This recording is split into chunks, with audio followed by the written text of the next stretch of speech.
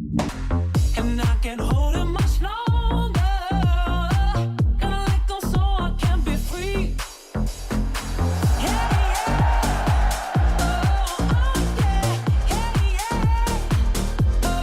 I encourage everyone, what's up, to listen to yesterday's portion of our Tampa Bay situation, because I know some people were asking, and we covered it yesterday, basically as the news broke. What's up? Braun, Pierzynski, Kratz, OG crew today. So before we get to current news, I just wanted to throw this out there in case you guys didn't know from a numbers perspective. I was digging deep into the ballpark situation. So the city policy, this is Insurance 101 on foul territory. The city policy includes a $22 million deductible and $25 million of coverage. We mentioned this part, reduced in March from $100 million of coverage, which would have obviously more than covered what they needed. They still would have had a deductible of some sort. Deductible is you pay that first, okay? So like if you get in a car wreck, you might have to pay $1,000 and then insurance pays the rest. And it was reduced in March from $100 million so that the city could save $275,000 in premium payments. That was like a big Homer Simpson, like, oh. Yeah, now they're going to have to pay $55 million or $30. I mean, even if they get to $25 million, they're still going to have to pay, right? Listen, they say 55.7, I think is the number I saw. But those numbers are never accurate. They always kind of. Yeah, it always ticks up. Yeah, so construction. So it's going to cost them $35 million to save $280,000. Good job, guys. Oof. The two things you always learn in construction, Kratz, correct me if I'm wrong, is whatever they say in terms of a final date, push that back significantly, especially if you're in New York City and they're fixing a subway. Just push it back by like 5 years. And then also whatever the rate is, it's probably going to go up. And probably the fact that I think in Florida, some of the least important things to get fixed is the roof of the Rays stadium. Like, there's a lot more going on down there. Like, So they're going to pay a premium. I don't know, 55.7 is the premium, but there's a lot more important things to fix down there. So whoever you get to do it, they're going to add on. They're going to add on 2 weeks and 15%. At you least. You know the line about insurance, right? What? Everybody has to have it, and nobody ever wants to use it. It's the greatest gig in the world. Because everyone gets into a car crash and they're like, "Oh, my deductible is $2,000, but the damage is only $2,500. But I can save on the premiums for if I don't use my insurance, I just use the $2,500. Then my premiums don't go up and all that." So I mean, it's like the greatest thing in the world. Greatest business. Yes. Yeah. For insurance people, it's amazing because everybody has to have it, and nobody ever wants to use it. And if you do use it, they can cancel you. And they can make the rates go up, which is even crazier. Correct. Sorry, I got into a crash. It wasn't my fault. Or a hurricane came through my house. It wasn't my fault. But guess what? Your rates are going to go up. I will say, personal story, this is when I started to become a believer, is twice in New York City when I was living in Manhattan, rodents ate through my car, which is apparently a super popular thing that they don't publicize that much. And it was double-digit thousands of damage both times, where it's like to the point where you probably should just get a new car, and insurance is so used to it there that they're just like, "Yep, we got you," and they covered it. So I was like, okay, I'm kind of a fan now. Okay. So I will give them that. But I am no longer with that insurance group because they probably didn't want to deal with it anymore. That's why after the second time, they're like, "Man, where's this guy live?" Yeah, they're like, we're done with the rat coverage here. So we're $25K out. So see you later. But anyway, that was your daily financial literacy test with Braun, Kratz, and Pierzynski. Yesterday we did taxes, and now we're going to go over signings. Let's charge them out. Charging them out. Travis d'Arnaud, 2 years, $12 million. The Atlanta Braves said no on the 1 year, $8 million option for him to essentially be the backup to Sean Murphy, who missed a good chunk of time this year. So now he flips over to be the backup for Logan O'Hoppe. And also they bring over Sal Fasano, who is going to work with the Angels organization as an assistant pitching coach. He was the catching instructor working with d'Arnaud for a while. Angels are getting groovy early here. Yeah, I love this for Travis. He's a Southern California guy, and he gets to reunite with Sal Fasano, who's his catching coach there. My thing is this is what I always wonder. I mean, he's getting paid a lot more than Logan O'Hoppe is. Mm-hmm. Okay, and Logan is clearly going to be the starting guy. But what teams have started doing is they've started having two catchers that they pay a substantial amount to because they want their main catcher usually to only catch around 100 games. So it used to be, as you know, Kratz, the starter made the money and played 120, as many games as they could play, and then the backup was there on a smaller contract. Usually, not always, but usually a veteran guy or someone they could count on that could come in, catch a good game, maybe run into a homer here and there, and they would play their 40, maybe 30 to 50-ish games a year. But d'Arnaud is a guy that's played a lot. So for him to get 2 years, 12, God bless you, Travis. No doubt. He's more than a backup. I mean, what he's done, he had 15 pumps last year. Like, he's a guy that you're also getting an inefficiency in the market that you're getting a league average hitter, which is hard to find. A big league average hitter with the ability to have above average WAR behind the dish. And you're getting it for $6 million a year. It's a no-brainer. Like, he's not in the Austin Hedges, just signed with Cleveland, re-signed back with Cleveland. He's more of the, defensive first type of catcher. Travis d'Arnaud adds a little bit of extra slug too. I mean, those 15 homers were in 300 and some at bats. So he's a great dude. But I'm most happy for him. He's at home. He told me yesterday it's 19 minutes door to door from the stadium to his actual house. That's awesome. That is awesome. So let me double down on AJ's question. You're Logan O'Hoppe. You're 24 years old. You're in great shape. We know Logan well. He's on the show pretty frequently. Last year, he caught 127 games. He played more, right? He probably logged a few, I don't know, maybe DH or whatever. 121 games started at catcher. And let me see the total games played. 136 appearances. So maybe he had some pinch hitting appearances, whatever. We know for one thing, he's not going to be a DH. They have too many DHs. They have Soler, Trout, maybe Rendon, etc. Right? So is this going to take away from playing time that he wants, or is this a good thing? Well, that was kind of what I was getting at. Yeah. This is what teams have done now. Well, take away his playing time. That's a Ron Washington story. I know when I played for Ron Washington, it was 2013. We had me and we had Giovanni Soto was the other guy, right? He was already there. They brought me in to kind of be the frontline guy with Soto as my backup. Yep. I still played a lot. I watched believes, I think, in one guy. He's more of an old school. But again, all these teams are going to – I remember the next year I caught 120 games in Texas. The next year I went to Boston, and they're like, well, we only want you to catch 100 because we have David Ross. And I'm like, wait, what? And I sat a lot more, and I was like, this sucks, right? Because I was still going. I was going good. And that was just the way of – because they were like, oh, we don't want you to get tired. I'm like, but I'm not tired. I want to play. Yeah. Right? So – it's just the new age thinking. They don't want to get everyone tired. Like Salvador Perez and JT Realmuto are like the two last guys that play all the time, every year consistently. Now, Logan did it last year, but the year before he missed a chunk of time because he had the shoulder, the shoulder injury, right, where he missed a big time. Mm-hmm. So I think this is just the new way. Every team wants two catchers that they can count on. One is the main guy, catch 100 games. The other guy is a very capable backup, and he'll catch 60 to 65.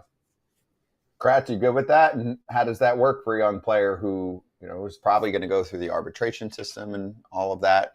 I mean, here, I'll just present this case, even though Logan's not that kind of guy. What if he's like, yo, I want to do my 130 on the catching front. I can handle it, and I'm worth it. What's the answer? Because they don't have – I mean, it's a good problem if you're like, oh, okay, well, we have other DHs who can handle that, and we're in good shape. But at the same time, you don't want to sit one of your budding stars and you don't have another spot for him.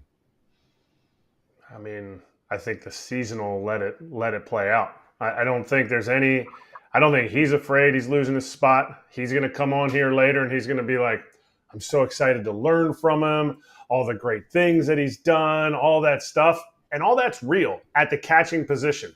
It's not like they're bringing in two center fielders to play to try to figure out center field. Like, if you can put together d'Arnaud's 15 homers and Logan O'Hoppe's 20, and you get 35 from one position, if you can get 30 from the catching position, to me, now you've elevated that one position. You can't look at it, no matter if it's AJ's time period and I'm AJ's backup and I get 40 games, I start in 30 of them, and AJ starts the other games.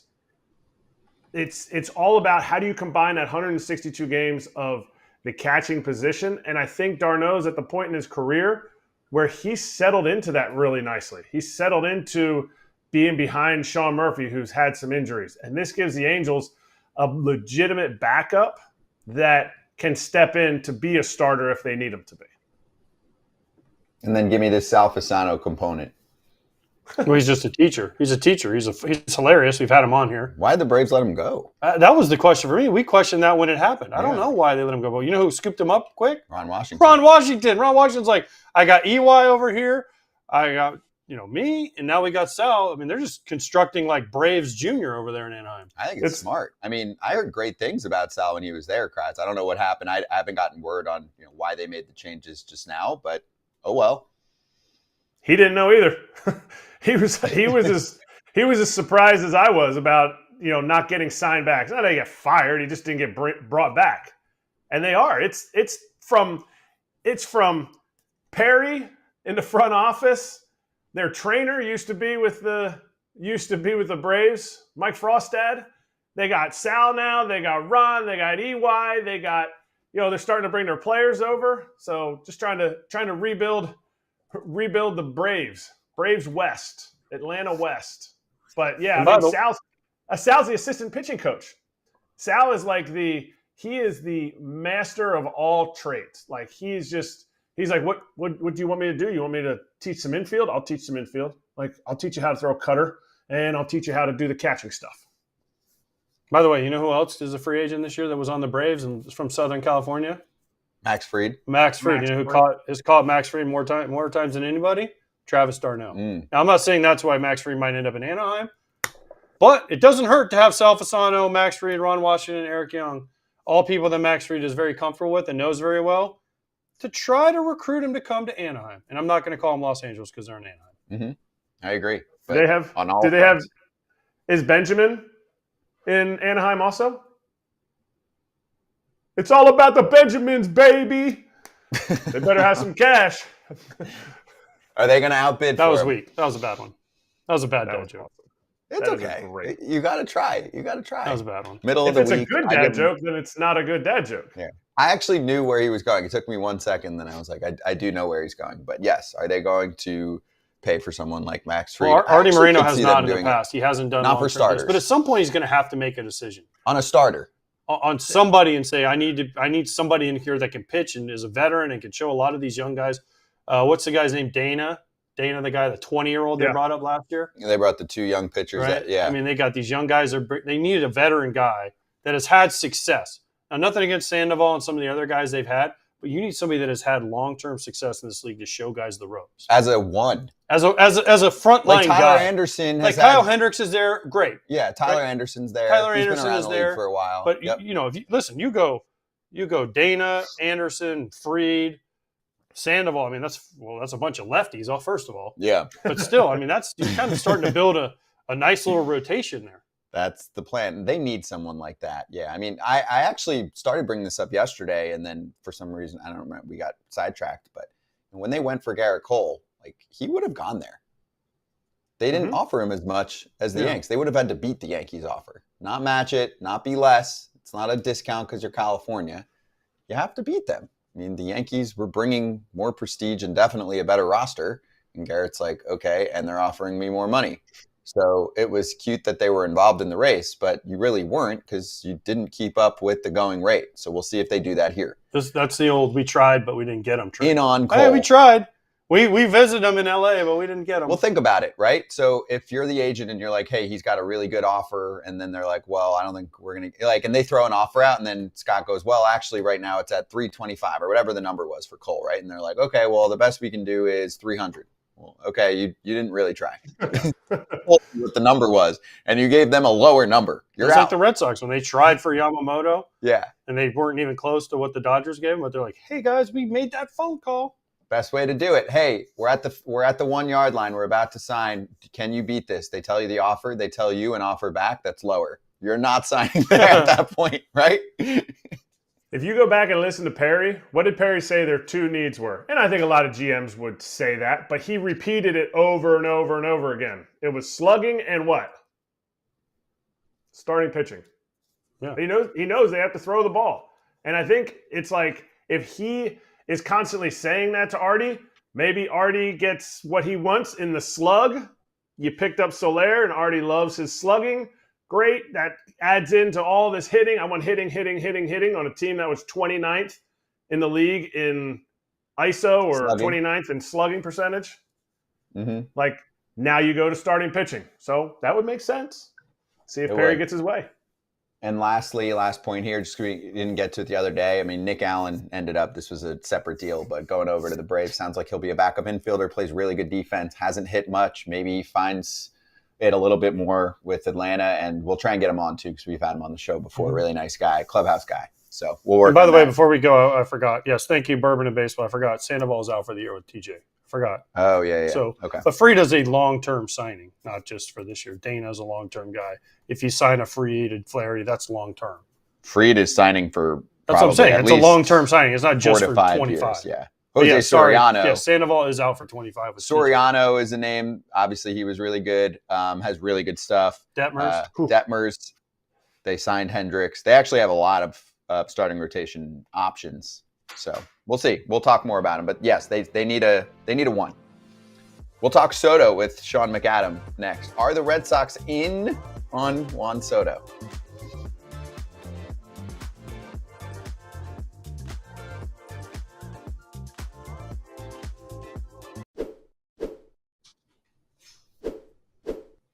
FT fam, let's talk about HelloFresh for a moment. So if it's that time of year for you, or really any time of year for you, where you feel like you're in a bit of a rush and you can't figure out the dinner situation for you and or the fam or the significant other, or even if you're just alone and you're like, I can't figure this out, it's annoying, I don't want to, after a hard day's work, drive to the food store and have to start going through everything and figuring out what I'm going to make, blah, blah, blah. HelloFresh gets the job done. Also, for Kratz's purposes, it makes him look really good because he tries to brag about how good of a chef he is, and sometimes it's actually because HelloFresh gives him the directions and the ingredients, and he puts it together because he's good at following directions. It's kind of like in school when I used to be like, wow, look at the picture that I just painted. Really, I was just coloring inside the lines, coloring by numbers. That's essentially what HelloFresh is, cooking by the numbers. Yep, agreed. AJ, same thing. Your cooking skills. I cooked today. We're going to get into it at the end of the show, but I definitely cooked today. You cooked today. I Yeah, like for that. lunch. I cooked lunch today. Nice. I'm very proud It was of you. delicious. We're going to get into it probably in slap hands, Okay. what I made and why I made what I made. Mm. But Kratz is going to be super pissed, which is fine. But HelloFresh is great. They send you perfect, big meal sizes. They Yes. give you directions. Even me can sit down. I'm a good direction follower sometimes. Not all the time, but cooking, I'm a very good recipe follower. So, because I like it to be right. Yes. I know people that just throw it together and they're You're like, oh, I don't have precise. to follow it perfect. No, I want it to be right. Yeah, exact. It's measured out for you already. You dump it in the packet. So good for you. Get 10 free meals at HelloFresh.com/freeFT applied across 7 boxes. New subscribers only. Varies by plan. That's 10 free HelloFresh meals just by going to HelloFresh.com/freeFT. It is America's #1 meal kit. Also, if you're watching right now, the QR code is on your screen. Coming up next, Mass Lives, Sean McAdam is going to tell us about what the Red Sox are up to this offseason.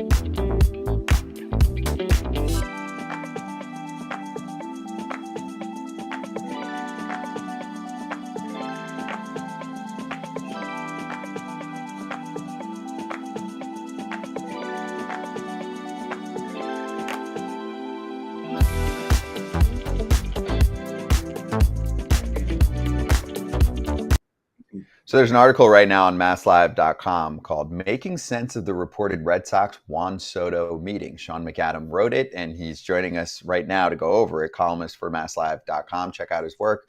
Also what he's got on Twitter, Sean_McAdam. Sean, great to have you on. There it is.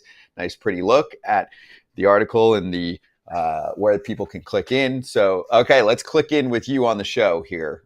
What do you think are the chances, and what do you think about Red Sox fans that have PTSD about them being in on everybody but not actually getting them? Yeah, well, that skepticism is well earned because they have sat out so much of the last 5 or 6 years.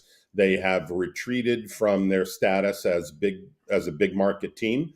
It used to be, 10, 15, 20 years ago, if there was a big player available, be it free agent or a trade, you figured the Red Sox would be right in the middle of it, whether it be A-Rod or Daisuke Matsuzaka or Kurt Schilling or whomever. They were going to be players. And that has not been the case more recently as they've cut spending and focused more on development. But starting with the GM meetings last week, you're starting to hear from agents and executives from rival clubs who have spoken to them about potential trades that they are showing a renewed aggressiveness this year. And meeting with Soto and Scott Boras reportedly at the end of the week is yet one more example of that, and the most obvious one. Sean, what does that mean, though? You're saying rival executives are saying the Red Sox are going to be more aggressive. Does that mean trading for guys?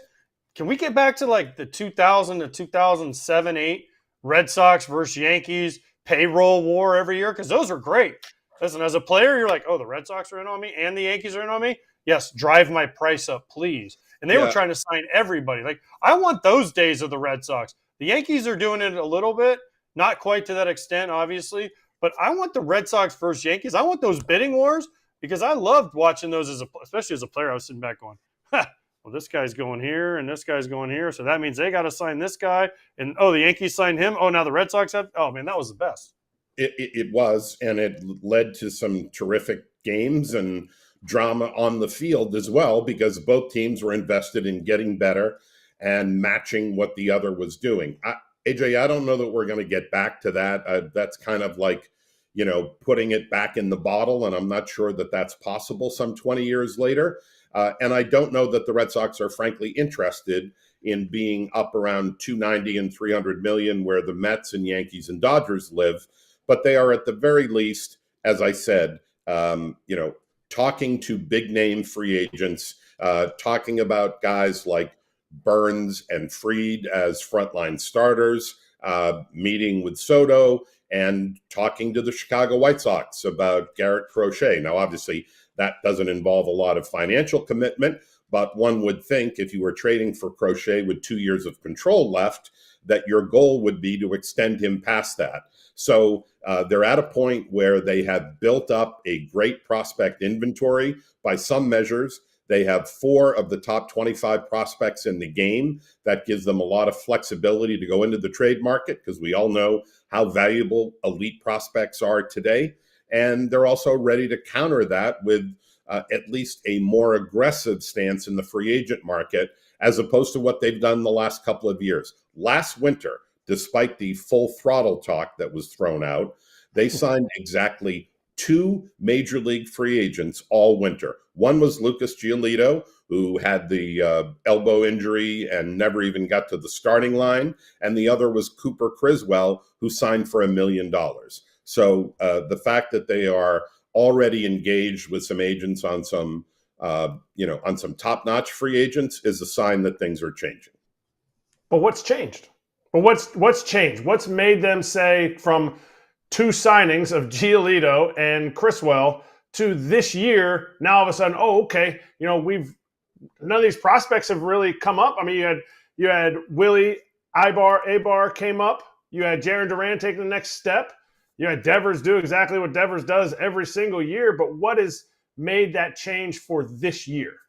Well, a couple of things, I think, Eric. Number one is they got back to 500. Not that that's what a team of the Red Sox magnitude should be aiming for, but they had sort of said all along that when it was time to contend again, that they would get back to bigger payrolls and a more aggressive tact when it came to the offseason. And having missed out on the playoffs for 5 of the last 6 years, and having made some progress, finishing 3rd instead of last, which they had done the previous 2 years, I think they look at like, okay, we're within striking distance. The reason they gave last year was that adding a free agent or two wouldn't have put them into contention.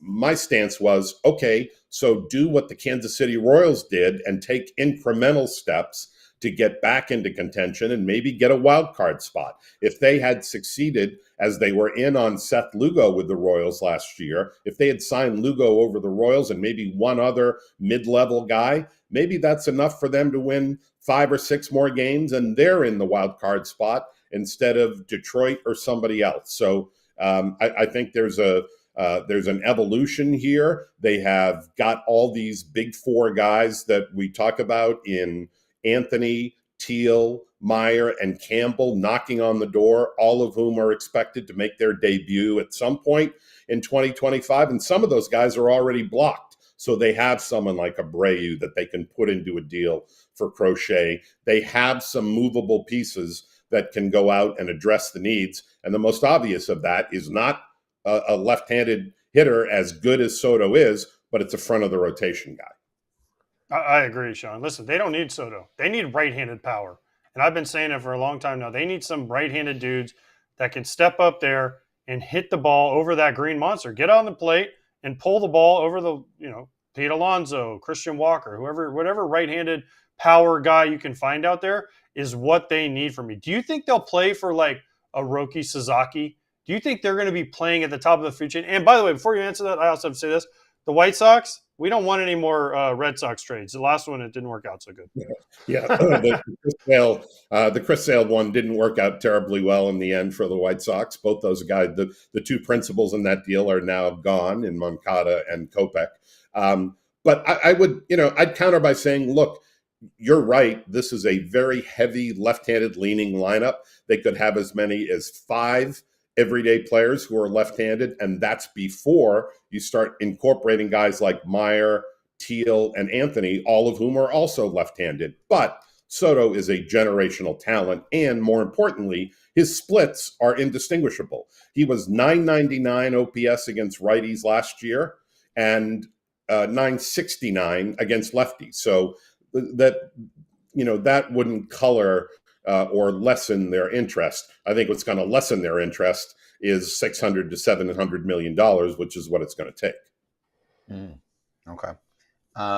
Let me ask you also about the other article you put out there that the Red Sox were shut out as MLB award finalists. So can you give us a little context there on where this team is at? And I actually think, this might not be the best comp, Sean, but the Red Sox used to have stars left and right. This plays into the other conversation we're having. And if I go to certain fans and ask them, like, name me, 3-4 Yankees, it's pretty easy for them, casual fans.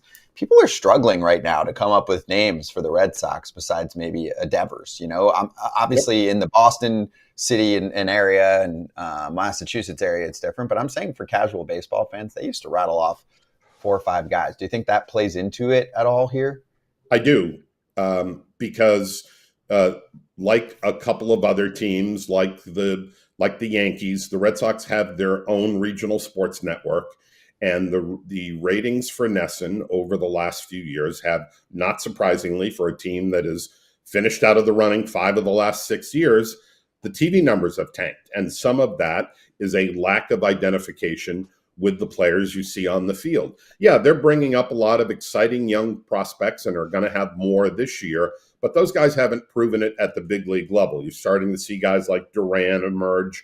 You're starting to see guys like Casas start to figure out, and those guys could be perennial all-stars going forward. But right now, the only star on the team is Rafael Devers. And when you're not only trying to sell tickets, but you're also trying to attract eyeballs night after night on NESN. And NESN ratings are a fraction of what they once were. They were getting 2.5s and 2.8s when they used to regularly get 9s and 10s in terms of ratings every night. Stars matter. And bringing in a guy like Soto would obviously address that. Is there a theory that is correct with bringing in a lefty elite starter like Max Fried or a righty elite starter? Like, to me, if I'm bringing in a right-handed or left-handed, if they view them the same and you can get Fried for a little bit cheaper, to me, I bring in a lefty because of the fact that, yes, you're going to see a lot of right-handers, but Max Fried doesn't allow the ball in the air to the left side. even though people were like, oh, we don't want righties hitting. And to me, I don't want lefties punishing me off the wall. But is there any way that the Red Sox are leaning in that discussion? Well, I think more than anything, they need a guy to head up that rotation. You saw steps taken forward by Tanner Houck, by Brian Bayo, by Cutter Crawford, but they have an all right-handed rotation now, even with Giolito coming back, obviously. And even the few starting pitching prospects they have in their system, none are at the upper levels are left-handed. So certainly Fried would have an edge there. I think they would tell you, hey, we need a horse. We need a front of the rotation guy. We need a guy that would start game one in a wild card situation. And they'd be happy with either Burns or Fried. But the fact that Fried is lefty and they are so right-handed on the mound right now, to me, plays a factor here, as well as the fact that I think Fried will not get quite the lengthy deal that Burns might be able to command. All right, two-piece question here. Nick Pivetta, were you surprised when he got the qualifying offer, and do you think he's going to accept it? I was surprised, but I think it was, in hindsight, a pretty smart move now, because while some fans thought, well, who knows how much they have to spend this winter, do we really want $21 million spent on Nick Pivetta, who's kind of a middle back-end guy? But I think they correctly read the market, that there is going to be a lot of interest in Pivetta. People love the under-the-hood numbers there and think that there's another level that he can get to. And by all indications, he's going to have multi-year offers to the point where by next Tuesday, $21 million for 1 year, while a nice AAV doesn't give him the security that he's going to be able to get out on the open market. So yes, I was surprised, but turns out they knew what they were doing, because I think he's going to turn it down, go elsewhere, and they're going to get themselves an extra draft pick next July. All right, but if they go to get Burns, they usually, old ownership didn't used to get anybody that was older than 30. But then old ownership used to spend too. Right. I mean, they lost Lester because they didn't want to pay a guy into their 30s, and then a year and a half later spent a lot more to bring in David Price, who was older than Lester and had and wasn't a guy who was a good fit for the Boston market. So I think that's a problem, in that there isn't a lot of consistency. You know, they have this stance where they say correctly that there's a great risk to signing pitchers in their 30s, particularly with the epidemic of Tommy John surgery and all the elbow and arm injuries that we see in the game. But if you don't have one of those guys, you've got to find them somewhere. And there comes a time where they get desperate enough to maybe forget about their the rules that they had in place and realize that they've got to address a need. And this is, without question, the number one need on this team if they're going to go forward. Sean, you have a bullpen kind of in flux. Kenley Jansen's gone. I mean, he left at the end of the year. Clearly, it was a big story. But are they just counting on Liam Hendriks to be the closer next year? Is that kind of their play, that he's going to just naturally, after all the stuff he's been through, just step in and be the closer in Boston for the next year? I think they see that as an option, AJ. But as you hinted at, there's some risk that comes with that. And, you know, for a guy coming off Tommy John surgery who, let's not forget, ran into a little difficulty in September. It was his goal to come back and throw a couple of games before last season ended, so that he knew going into the offseason that everything was fine and he was back on the mound. He couldn't get there. Now, that doesn't mean that there's a huge setback or anything else, but it's a reminder that, you know, as frequent and as common as Tommy John surgeries and procedures have become, it's not a guarantee that all these guys come back good as new or even better. So they're definitely looking for another power arm or two at the back end. I could certainly see them being in on Tanner Scott. Alex Cora has ended the last 2 years saying that they need more swing and miss stuff from their late inning guys, the high leverage guys in the 8th or 9th inning. Scott definitely fits that bill. It wouldn't surprise me to see them being pretty aggressive there, or to look elsewhere and try to find guys maybe left-handed, maybe right-handed, but they need additional swing and miss guys to keep the ball out of play in the 8th inning, particularly at Fenway. Hey, Sean, my last question is about trades. So you mentioned how there are a number of top-end prospects. I think 4 in the top, I want to say 30 for Baseball America. They've got some great names. Chaim Bloom did a really good job of building them back up. Okay, He gone. Who's gone? I'm Bloom. Yeah, well, now he's going to do it in I St. know. Louis. But Yeah, he he did his built the job. bag up and got fired. They said, thank you for the prospects, and now let's do something else. But anyway, my question is there a chance that they actually trade from their major league roster? I mean, you've seen, I don't know what's real and what's not, Tristan Casas' name pop up. I even saw in Jim Bowden's article the other day, Willie Abreu's name pop up. And he brought it up based on the fact that they've got guys coming, right? He's like, Roman Anthony could potentially take that spot. Do you think they would do that? And should they do that? Yep. Well, it depends obviously on what kind of deal you're making, Scott. But yeah, I would say Abreu could be made available in the right deal for a frontline starter like Crochet. In fact, I was told that the White Sox have interest in Abreu and would be satisfied with him headlining, obviously not being the only guy in the deal. They'd have to put in much more than that, including a pretty good prospect to go with him.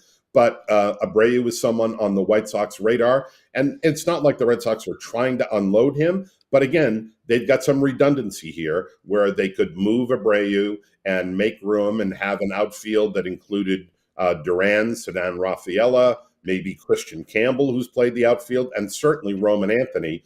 So they're in a position where they've stockpiled all this inventory of intriguing young guys, whether they be top Baseball America prospects or guys with very little service time who would be attractive to a team like the White Sox in the middle of a rebuild. Okay, Sean. So final comment from me. The Red Sox getting everybody. I mean, you said they're getting Sasaki and Soto and Crochet and Tanner Scott and Liam Hendricks is coming back. I mean, man, what a time to be a Red Sox fan. They're getting everybody. Not getting everybody, but at least trying, which is more than's happened in recent history. Well, I mean, listen, I can try. I can call Juan Soto Scott Braun and say, hey, Juan, Fair you enough. want to come play for the First Academy Royals? I'm not He's going giving to them say a no. passing grade.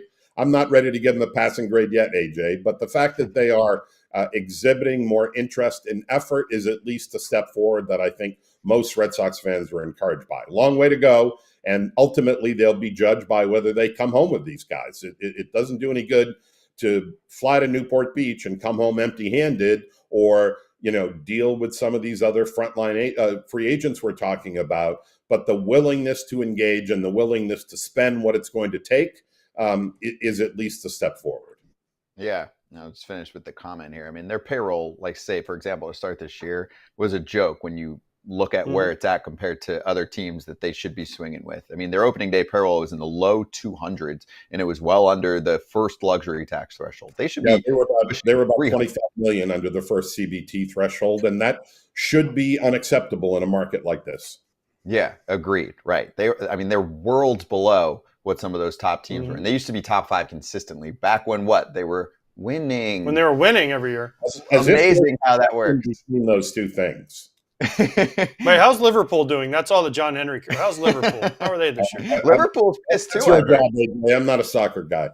Yeah, me neither. Yeah, you tell. Will John Henry be there for the Soto meeting? Yes or no? Is he flying? My guess is for a guy of that magnitude, probably. I don't know that for certain. I would expect certainly Sam Kennedy, team president, Craig Breslow, Alex Cora, maybe Pete Patsy, the hitting coach. Those 4 certainly. They'd be smart to take somebody like David Ortiz, who Juan Soto idolizes, but apparently Ortiz has already said that he's not part of this group. But it wouldn't surprise me if John Henry were in on this. He tends to, however stealthily, make appearances when the stakes get high like this. Yeah, this is big business here. Well, Sean, this was awesome. Thank you for the catch up and the primer on what's to come here for the Sox, and we'll catch you again at some point this offseason. Appreciate the time. Sounds good. Thanks for having me, guys. Thank you. Check out Sean's work. Give him a follow. We'll post some of this on our Twitter. Got a link to his.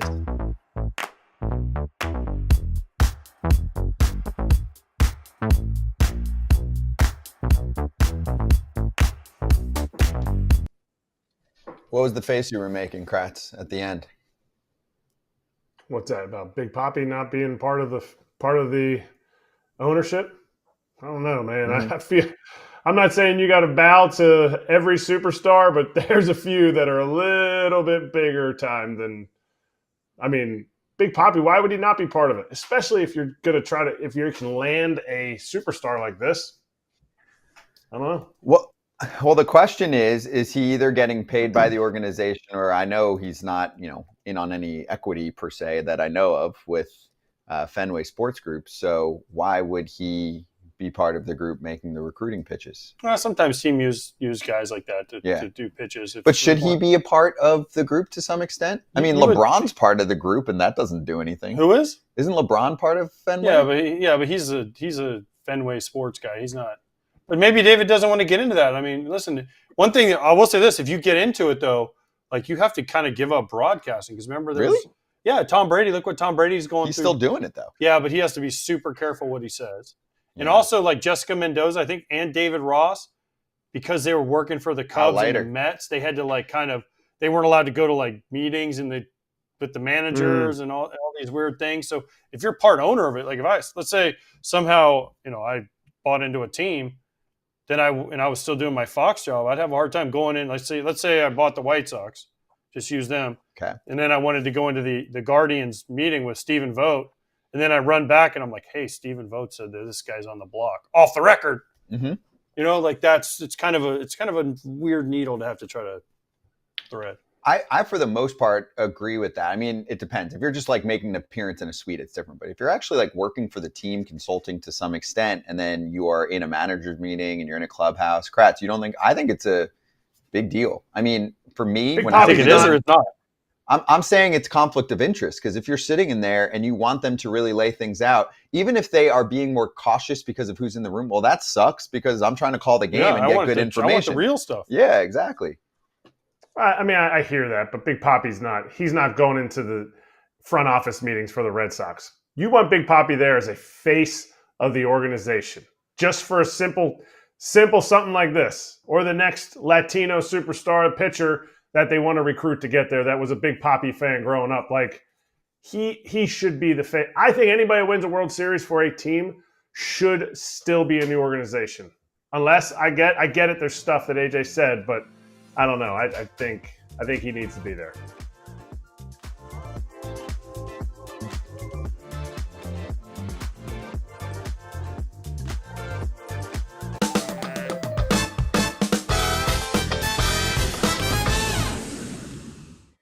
Spreading rumors. I like the whisper. Max Fried's future. So this from Jeff Passan's report. The Giants are, quote, part of the mix for left-hander. Here we go. Max Fried, along with the Orioles, the Red Sox, who we just talked about, the Blue Jays, and the Dodgers. And so it's the same 7 teams that are in on every big free agent. FT actually added the Angels as a possible team it's the Blue Jays, it's the Yankees, it's the Red Sox, it's the Giants, it's the Dodgers, it's the Padres. Actually, it's the same 7 teams over and over again. I will say that first of all, those teams need starters and they should have some money to spend. So there are certain teams that we can do the other way, right? But the Orioles, I love that the Orioles are involved. The Orioles didn't spend any money. Bottom 5 payroll, but they have a new ownership group. This is their first chance to show. We haven't seen anything. You know what? Kratz is from the show me state. They're going to have to show me when they spend money. Missouri? Mm-hmm. You played there once. Wait, are we talking? We're talking about the Orioles. Are there in Maryland? Yeah, I know.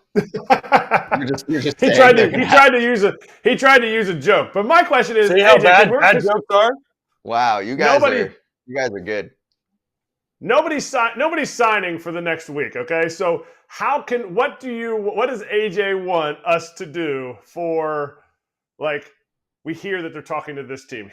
You don't want to hear any of that stuff. You just no. I just find it funny when it's the Giants are part of the mix. Listen, I don't know who Max Fried's agent is. Maybe Boris. I don't know who's Max Fried's agent. I don't know. It's Excel, CAA, whatever, Boris, whoever it is, right? Yep. Whatever company. Listen, if I'm an agent and I'm Max Fried's agent, I'm saying the Cubs are in, the Yankees are checked in, the Red Sox have checked in. I'm throwing it out there that all 30 teams have checked in just to make people nervous. That's what makes me laugh about, the Giants are in the mix. No kidding. They need starting pitching. Of course they're in the mix. Yeah, Makes sense. It's funny to me that this is news because of this time of year and there's not a lot happening other than rumor mill. Like the rumor is at some point Ken's going to come back on our show. I don't know when, but he's in the mix one day to come back. That's how it works, dude. This is the good stuff. I like this stuff. I know It's you fun. do love this stuff. Yeah. I mean, that's why the segment's called Spreading Rumors. By the way, to add to this segment, because I think you guys would think this funny, I wrote it down somewhere, but from that Passan article, he was writing about Willy Adames. And he basically said anything out there that says that he's gotten even a single offer is complete BS, which is funny because, we talked the other day about the BS Mets report about them already signing Soto days ago. Wow. How did that go? But then there were a couple things I saw out there saying like, oh, Adames already has this offer and this and that. And Passan actually specifically went to shade some of those accounts, didn't call them out by name, but he was like, he has 0 offers. And if he's putting it out there that firmly, that means he spoke to representation and they said, yeah, we're not there yet. Obviously, they're having combos, but they haven't gotten an offer. And whoever's putting that crap out there is full of crap. Also, it's super early for the big. That's the point. It's too early. Now, listen, could a team come in and say, hey, here's a crazy deal? But even if he's got – a lot of times, I don't know, Kratz, it's happened to you. A team would come to you and say – they kind of test the waters, right? They call your agent and say, here's 2 years, $7 million. But we're not really sure. That's not a firm offer. It's just a starting point in negotiations. But they would say it's not an offer, even though they give you a number to kind of float out there to other teams, right? That's kind of how – I mean, now at the bigger level, Juan Soto, they're going, hey, here's 10 years, $400 million. And then Boris can call around to the other teams and say, hey, I got to – but they're like, it's not really an offer. It's just a starting point for negotiations. They call it parameters. Yes, that's it's a starting point. Yeah. But then they could say they checked in. Like, hey, we called Erik Kratz. He said no to 10 years, $400. Ha! You said, did they ever call me and offer 2 years, $7 million? Ha! They would offer that? I'd have signed it right away. I'd have signed it in blood if I didn't have a pen. They actually did do that. All I ever went through was minor league free agent stuff. That's all I ever went through. But they would do the same exact thing for $30,000 a month. They'd be like, hey, would you take $25,000 a month? Well, actually, this team offered me $30,000 a month for a minor league deal. I'll take $25,000 a month if you guarantee a big league deal for me. So it's all negotiations. And anytime if anybody reads that Willy Adames has an offer, or even if, like AJ said, a team comes and says, we're going to give you, this is the top end. This is exactly what you're going to get. Max Fried, they're offering him $200 million. Then Max Fried's going to take it to every other team that has $200 million to spend and needs starting pitching. So that's why teams aren't offering right now, making actual offers, because they know it'll just be used against them right now. Mm-hmm. All right, so I want to keep going on the rumor mill because AJ loves this. You're going to like this one. No, boy. This is a follow-up. Let me guess, the Red Sox, Blue Jays, Giants checked in on. This is the other way. Oh. This is the other way. This is a follow-up to yesterday. Jason Stark, who we like. Juan Soto news. Giants do not have a meeting set up with Soto because some people were saying he did, and Stark wanted to clarify that. I actually think that's awesome. I like this better. I love this. This means more to me than they can't checking play in. ball with him. That's what if they're not can't. having a meeting, then they're going, wait, so they have to trim payroll and they're going to add a dude who's going to make whatever 40-ish a year. How the heck does that work? Not going to happen. Not happening. No chance. But I love this. At least they came out and said, someone finally said, we're not meeting with him. Telling their fan base straight up, don't get excited for him. The Giants. I love it. The Giants might not give up any runs. If they just go away from all hitting and just only defense and pitching. I mean, I think they already had the best starting rotation ERA last year, like a 2.8 or something like that. Like, did they? All in. It was something crazy. It was some crazy starting rotation ERA. What changed for them, though? Well, I guess the money changed, but I'm like, they were pretty good. They were in on big names, and now they're out on big names because they can't spend like that anymore. I'm like, what happened so quickly? Like you're having a conversation with Judge, and now Soto's on the market, and you're not even going to have a conversation with him and throw it out there. Now, they've got the ballpark. I do think that's a tough sell for a hitter like that. But still, I mean, I would love to challenge it and say, hey, if we have the biggest offer, you coming here? They had a conversation with Judge. They had an actual contract with Correa, an actual contract. And even that is a defensive player. I mean, what did he have this year? Like a 4.4 WAR? You know, a lot of that was from the defense. You know, no, Carlos can hit, man. He can hit, but I'm saying you're not talking about, like, you can't bring in guys to just 152 OPS plus from your shortstop, 905 OPS. I know it was only half the ABs, but I'll take that. Okay, but when he was a free agent, that's the way he was hitting? Let me see. I mean, he's usually putting up, depends. I mean, 23 was down. 21 and 22 were in the 130s for OPS plus. So yeah, 21 was 131 OPS plus, 850 OPS, and that was his last year in Houston. And then he signed with Minnesota. That was what, 1 year, right? Yeah, in Minnesota, or the opt-out. Put up opt-out thingy. Right, 138 OPS plus, 834 OPS, and he was a 5-win player after being a 7-win player the year before with Houston. And then he signed, and 23 was the down year, where he started getting hit with some of the injuries. Not the one that he was flagged Listen, for. when he's healthy, he's good. He's a really good player. Yeah, he's a really good. I've always been a big fan. Like, dude he's got a gun for an arm over at shortstop, right? He's got that that BB throw. Yeah, the dart. And he's clutch. I don't know. I've always been a fan of him as a player. So anyway, let's get to the next rumor. Justin Turner and the Mariners have already had discussions about a potential reunion for 2025. And this isn't a rumor. This is Justin Hollander with the team. He said he's a player that connected with a lot of different parts of our clubhouse. We'd love to have JT back. I hope that works out. That seemed like a good fit. Guys were a fan of him. Trying to change the mindset. This is like the perfect Mariners sign. Yeah, it's going to cost, what, single-digit million? Yep. And they're hoping he's going to be productive. Was he 41? 40 or 41? It's a good question. I'll give you the number. I mean, they're hoping he's going to be productive. He's a good guy in the room. Yeah. His birthday's coming up.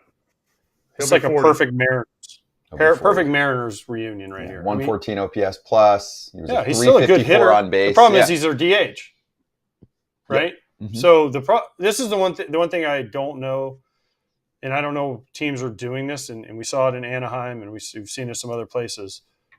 They have Julio, who might need some DH time because he gets banged up playing center field. I know he's an unbelievable center fielder, but he gets banged up, right? Yep. You have Raleigh, who you'd like to throw in there on days he doesn't catch as the DH. I mean, unless JT is going to play first every day. I mean, you have a Rosarena in left, who you probably need to throw some DHs at every once in a while. Whoever plays right, I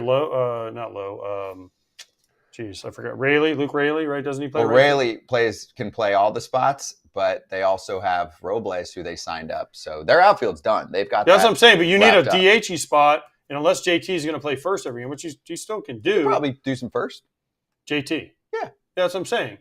But, it kind of ties up your DH a little bit for me. But, Yeah. Their big move should be a third baseman, like we talked about. Maybe that links to our next segment. So when we swing back, we're going to go over the 5 players that are on the list for Kratz and 5 players on the list for AJ that will be traded. Will one of them end up as a Mariners third baseman? Ooh.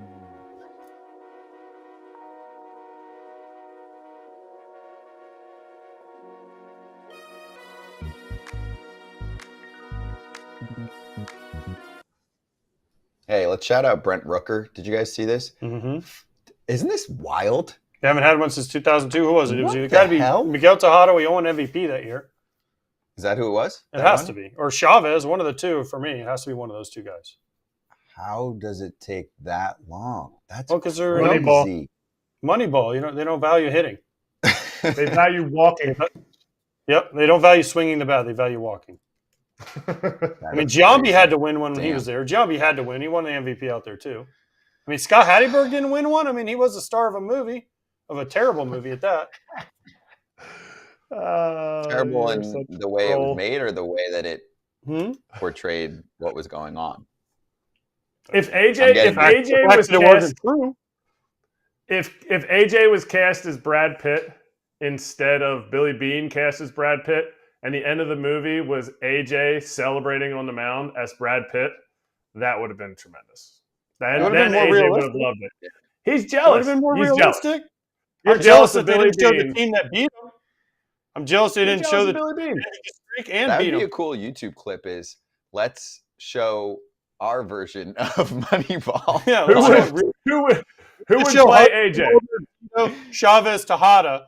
We'll just show Dominating. those 5 guys. Terrence Long.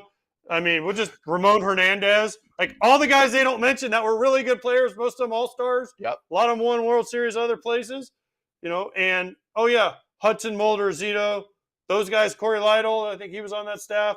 Billy Koch was back in. They had Ricardo Rincon. They had Chad Bradford throwing it from the dirt. So you're saying if you have a few superstars and you have aces in your staff, you can be good? Yes. What? Yes. No, I don't believe it. Yes. I And you don't have believe Miguel Tejada aces. that year. it. Yeah, they did. A few aces. I mean, right. Barry Zito won the Cy Young that year. Miguel Tejada won the MVP, I think, that year. We got to do They didn't something even on mention this. those dudes. We got to do something on this. Who would play AJ? Who would play AJ? Would it be the dude? Would it be the catcher for the love of the game? No. John C. Riley? Hell yeah, it'd be fun as hell. That would be Don't touch awesome. my drum set. Don't you ever touch my drum set.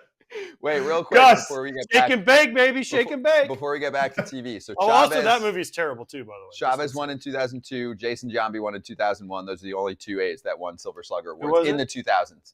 Jason Giambi 01, Erik Chavez 02. That's it. Tejada didn't win the year he won I MVP. don't see him on there. No. Wow.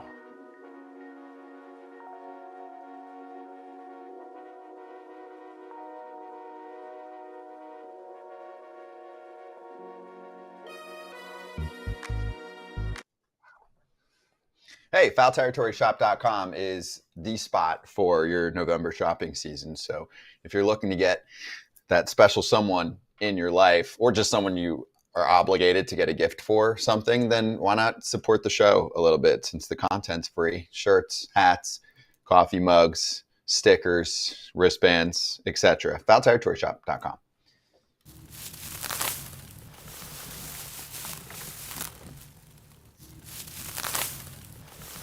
Five players that are going to get traded this offseason. AJ's got 5. Kratz has 5. AJ, you're up first with your 5 that you think. Hold on, I got to find them.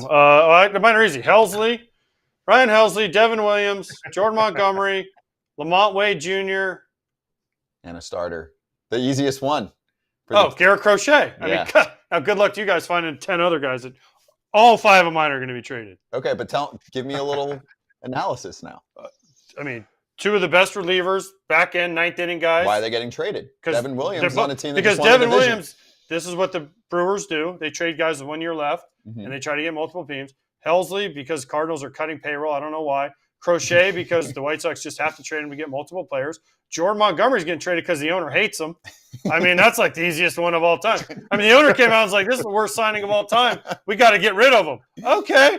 And Lamont Wade Jr. can get some players for the Giants, I feel like, because he can fit a specific role on a lot of teams. He gets on base, he hits for power, and from everything I've heard, he's a great dude. I don't know him, but I've heard he's an awesome dude. So, I mean, those are 5 guys to me that are pretty simple. So I want to double down on that one. Some people are like, well, why would they trade Lamont Wade Jr.? He's not going to cost a ton. He had a 121 OPS plus and was on base 38% of the time this year for San Francisco. He was a 2-win player. He is a platoon player. My answer actually is that the Giants are the classic case of you dated one person, and now after the breakup, you want to date a completely different version for your next partner, right? For your next girlfriend, boyfriend, whatever. So they went from Farhan Zaidi, who loves those platoons, and that's all the Giants did. It's the platoons, it's the weirdness with the rotation and all that. Now Posey's like, screw that. We want everyday players. And is Lamont Wade potentially a platoon guy? Because that's how they were using him, right? Lefty bat, play him against righties, sit him against lefties. We don't know until he gets. You got to get some at bats against lefties. But it sounds like they might trade him. I mean, I know that's what I'm saying. But wherever why, he goes, though? hopefully, It's a good bat. it is a great bat. I just always hated as a left-handed hitter. You can't hit lefties. How do you know? I hit lefties in high school, minor leagues. I hit fine against lefties. Now I get in the big leagues. All of a sudden, I can't hit lefties. Give me a shot to hit lefties. Mhm. Maybe I can actually hit lefties if you just let me do it. Okay. So that's his 5. Kratz, can you match that? All right. Obviously, my 5 are not from just the typical list of, whatever AJ picked out. And if you want to slam dunk, you have to have somebody from the Mariners, because there's no way Dipoto is not going to go an entire offseason without trading somebody. So my 5 are Alec Bohm, Brian Wu, Heston Kjerstad, Parker Meadows, and Ryan McMahon. Ooh, ballsy. You were going for it. I like this. Okay. Heston Kjerstad, no chance. Baltimore doesn't trade those guys. Give us some explanations here, Kratz. Brian Wu could bring. He's one of the guys in that rotation that actually went on the IL. The other guys were healthy. So to me, if they're going to trade from their strength to get another strength, Brian Wu's the guy. The numbers that he put up at the end of the year were not even the end of the year. The whole season when he was healthy were ridiculous. He was going 6 innings, no run. He is awesome. But no way is anybody saying, "Oh, he's the George Kirby of this group. He's the back end of their bullpen." To me, Wu could be a guy that has control.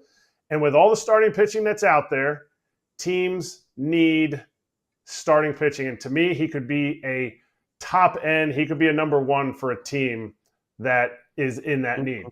Red Sox type of thing. Didn't give you enough innings. Doesn't give you enough innings. Well, also the strikeouts. Doesn't give you enough. He's a 5 and dive guy almost every time out there.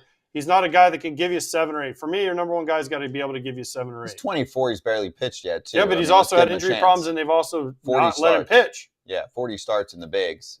My thing more is he's not going to be the 1 or the 2 for the Mariners, right? No. That's clear. There are guys who are better, more proven, all of that, right? But he has the potential to be a top-end guy if he's staying on the field, right? Yeah. So he's definitely a top of the rotation. He's a front end of the rotation, 1, 2, 3 for what team he's on. Yeah, I like where his head is at. My thing with the Mariners, and obviously I crushed them last year for not going for someone like Soto, is hey, last year, do you think if Brian Wu is in a package for Juan Soto, they beat the Yankees? I do.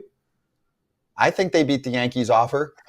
And would they re-sign Soto? Probably not, King's but who cares? Good. King's pretty good, dude. I know he's really good, but you have much more team control with Brian Wu. If you revolve a package around him, could they have created something that would have topped the Yankees offer? Him, so that was why they didn't bother. The Yankees might not re-sign Soto either. I mean, you're only trading Yankees have a better chance in Seattle. Right, but you're getting a guaranteed 1 year. Back to your list, Kratz. What else? And I have to find a place. I had to find a place for Brian Wu. So the Tigers need some starting pitching. That's why I put Parker Meadows in there. I think there's an opportunity for the Phillies to somehow move Bohm to Seattle. I don't think it's with Brian Wu, but I think what's another strength of the Mariners? It's that bullpen. Is there a piece from that bullpen that they're willing to part with? Because the Phillies are always looking to they want 7 or 8 good pieces in that bullpen. They want everything. And I think that connection with Bohm being available in the trading block, I think he's out there because I think he's going to elevate any offense that he goes to. I get it. There might be some things with him and his reaction to grounding out, but I'll be honest, I'd rather take a guy that gets pissed off when he grounds out than a guy who's like, whatever. I'm in the big leagues. I'm an all-star. I'll do whatever I want. So I'd rather see the emotion and maybe a little immaturity, and then we can grow around that. Can I throw one out there that I want to smash? Kirsten Kjerstad's not getting traded, bro. No, I actually think that's a possibility. No chance. If it's in a deal for Garrett Crochet. They lost Santander. Yeah, so you're saying that's an easy plug-in. Okay, that's fine. That's their guy for Santander. There's one glaring Parker Meadows chance. isn't getting traded either. I got another one that's no chance. Ryan McMahon. You have to. It's a the mom Rockies and pop got to have shop. somebody that can play. It's a mom and pop shop in Colorado, and they like him. It's that simple. It's like if you own a company and you can afford to have someone or not have someone, it's not going to make a difference on your bottom line either way. They're going to suck regardless, and they like him. They like him. They like the family. They like the player. He's a good guy. He's a good player on the field. Like AJ said, you got to have someone, and they don't care that they could get a bunch of prospects for him and be better in 2029. It's kind of like why we keep Scott around. We like him. Thank you. That was really nice of you, actually. I do not factor into the bottom line, but I'm liked, and it doesn't really make a difference one way or another. But just like the Mariners, I'll make a nice offer, and we can trade Scott away if I can get Ryan McMahon because he plays third base. and the Mariners need some thump. And I think left-handed hitters or right-handed hitters that go to the opposite field well play in Seattle. Okay. And now I'm going to do it's my unofficial list. I'm just going to throw I just like, before you hit yours, I love how Yeah. Kratz like invented trade so that all of his players get traded for each other. He's like Ryan McMahon for Alec Boehm, for Harrison Kerstead, for Brian Wu, and then we'll end with Parker Meadows. And all five were traded for each other in one big trade. It was amazing. ready for this. So I other don't think names that's how that it I've was, seen- but I like it. I like it. Yeah, I like it too. So everyone's had their approach. AJ's going with the guys who I would say are much more likely to be traded. Isn't Kratz that is- the thing? The most likely players to get traded? Everybody's different. Kratz wants to think outside the box. Now I'm going to throw other names out there, and you guys just give me a thumbs up or a thumbs down if you think that they're going to be traded or not. Ready? I'm going to start with Ryan Presley of the Astros. $14 million on the hook next year. Other teams could use relievers. Astros might want to clear some space for Bregman. You got to know? I'm going to go a yes. Okay. Next up, Carlos Correa. I talked about him the other day. Thumbs up. You guys are both down. But, I mean, this is your list. They better all be thumbs up. No, they're not all thumbs up. Oh. Nolan Arenado. I think they would love to trade him, but I don't know if they can find Will someone he to get take him. traded? Yes? You Yes. guys have yeses? I'll actually go no on this one. I'll go no. Luis Robert. I'll go no. I not hope yet. he gets traded. He won't before the season starts. I I'll do hope a he gets traded. I'll do two Rays. Ready? Brandon Lau. That was the fifth guy on my list, but I went with Lamont Wade Jr. I'm going to go no. Kratz? They got to pay for a roof. He's expensive. He's out. I don't know I have what's two his Rays, but contract. I don't another know one what he's coming up. making this year. It's about 10 mil. It's about 10 mil coming up this Oh, year. no. And then Yandy Diaz. No? It's close. All right, fine. I'll go no. Brandon And then- Lau's a yes. He was actually it was like Lamont Wade Jr. was 5A, and Brandon Lau was 5 like A. And I just went with Lamont Wade because Okay. I seemed like Brandon Lau was too obvious. Last one. This AJ is said a AJ bonus. said his list like 7 seconds after we were tasked with this. So that 5A was quick. Last one. So Jim Bowden wrote an article about players he thinks could get traded. And just give me a sec to explain this because I don't think he'll be traded. But he said the Blue Jays have given no indications that they would trade Vladdy this offseason. But one National League general manager told him that he believes that the Blue Jays will change their mind when they realize they have little chance of extending Vladdy. After Pete Alonso and Christian Walker, who are the top free agents first base-wise, sign, this NLGM, anonymous, thinks that the Blue Jays will be enticed by the franchise trading trade offers that they could receive for Vladdy Jr. because their farm system really needs it. So, Vladdy Jr. traded this offseason? I'm saying no. One more. Will he sign an extension with the Blue Jays? During this season? No. During the offseason. Easy. Yeah. Afterwards, after he goes to the market, because he's going to see what Pete gets, he's going to see what Christian Walker gets, and he's going to be like, I'm 9 years younger than both of these guys. I need to get, Albert Pujols type of money. I need to get Prince Fielder type of money. Well, we ain't there anymore, Vladdy. And then he'll go right back to the Blue Jays, and I think he should stay a Blue Jay. Vladdy's bat is on another planet from anyone on this free agent list besides Juan Soto. Agreed? But that's why he wants. That's why he wants that cash. I just don't think I'll tell you what teams are going to give it. I'll tell you what I'm not doing this year. I think I've fallen for the banana in the tailpipe 2 years in a row. I picked him to win the AL MVP. I'm not falling for the banana in the tailpipe a third year in a row. Mm-mm. Do it. I wouldn't do it. Yeah. Do it, No. and then pick the Mariners to win the West, Scott. Do it so I can win all the predictions. I didn't pick the Mariners this year. I picked the Astros to win the West. Pick the Cubs to win the Central. You guys are still picking on me from 2 years ago that I picked No, the you always pick the Mariners. Padres and the Mariners. You love Peoria I sports picked them complex. one time. Sorry. You also Peoria's said cool. the Pirates were the greatest team ever 2 years ago when they got off to that hot start. The Pirates I destroyed last year when people were giving them love.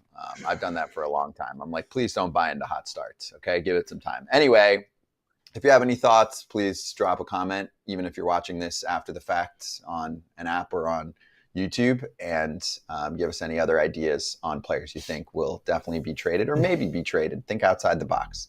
All right, we'll be right back on FT.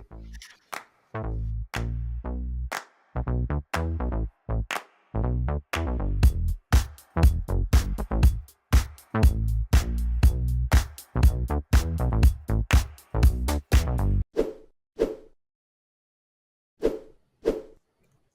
everyone, want to remind you about the Playmakers Classic, which is coming up on February 18th next year. Now you might be like, well, why are you telling us about this now? Well, are you making plans for spring training? And if not, you should. You should lock in some flights. You should lock in some hotels now, because it is the most popular time of the year to head out there for very good reason. There's a lot going on out there, and that includes the Playmakers Classic. So we want to give them a shout out. They do really, really great things for the community, generating support for youth across the country.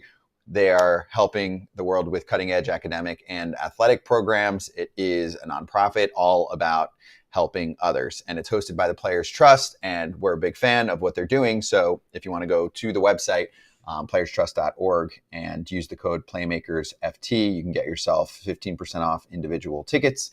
So go check that out. And guys, help me out. You were there, so you can tell everyone about how it was last year in Vegas. This year it shifts to Arizona, which actually should help them get even more players, since you've already got the guys out there a week into pitchers and catchers reporting. So how many players are going to be like, yeah, I'll take a party and an event for a great cause while I'm already sitting here in the spring training lull? Yeah, weeks, a long time in spring training. You're ready for something different. Yep. You're ready for a party.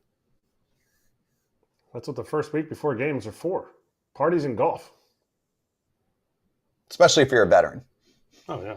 Yeah. So if there's a name you know and they're going to be in Arizona, there's a decent chance they'll also be a part of this. There were dozens of major leaguers there last year and obviously the year before. This is year number 3. So go check it out. Want to give them a lot of love. We'll give you more information leading up to it. Remember, we spoke to Corbin Carroll the other day about the event, and he'll be out there. He was there last year as well. So if you want to spend some time with him and some of his big league friends, live performances, interactive games, great food, great drinks, the whole deal, if you can do it.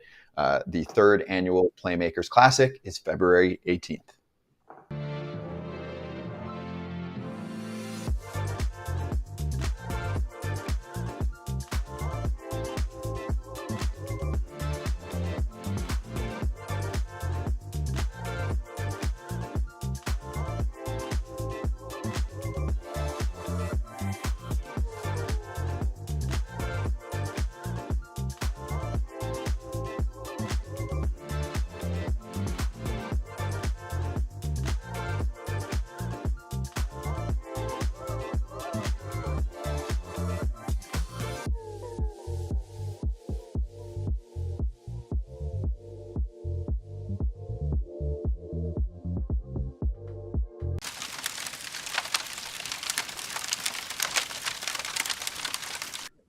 Hot corner time, and then we'll talk to Paul Sewald, who is a free agent reliever on the market. Great dude.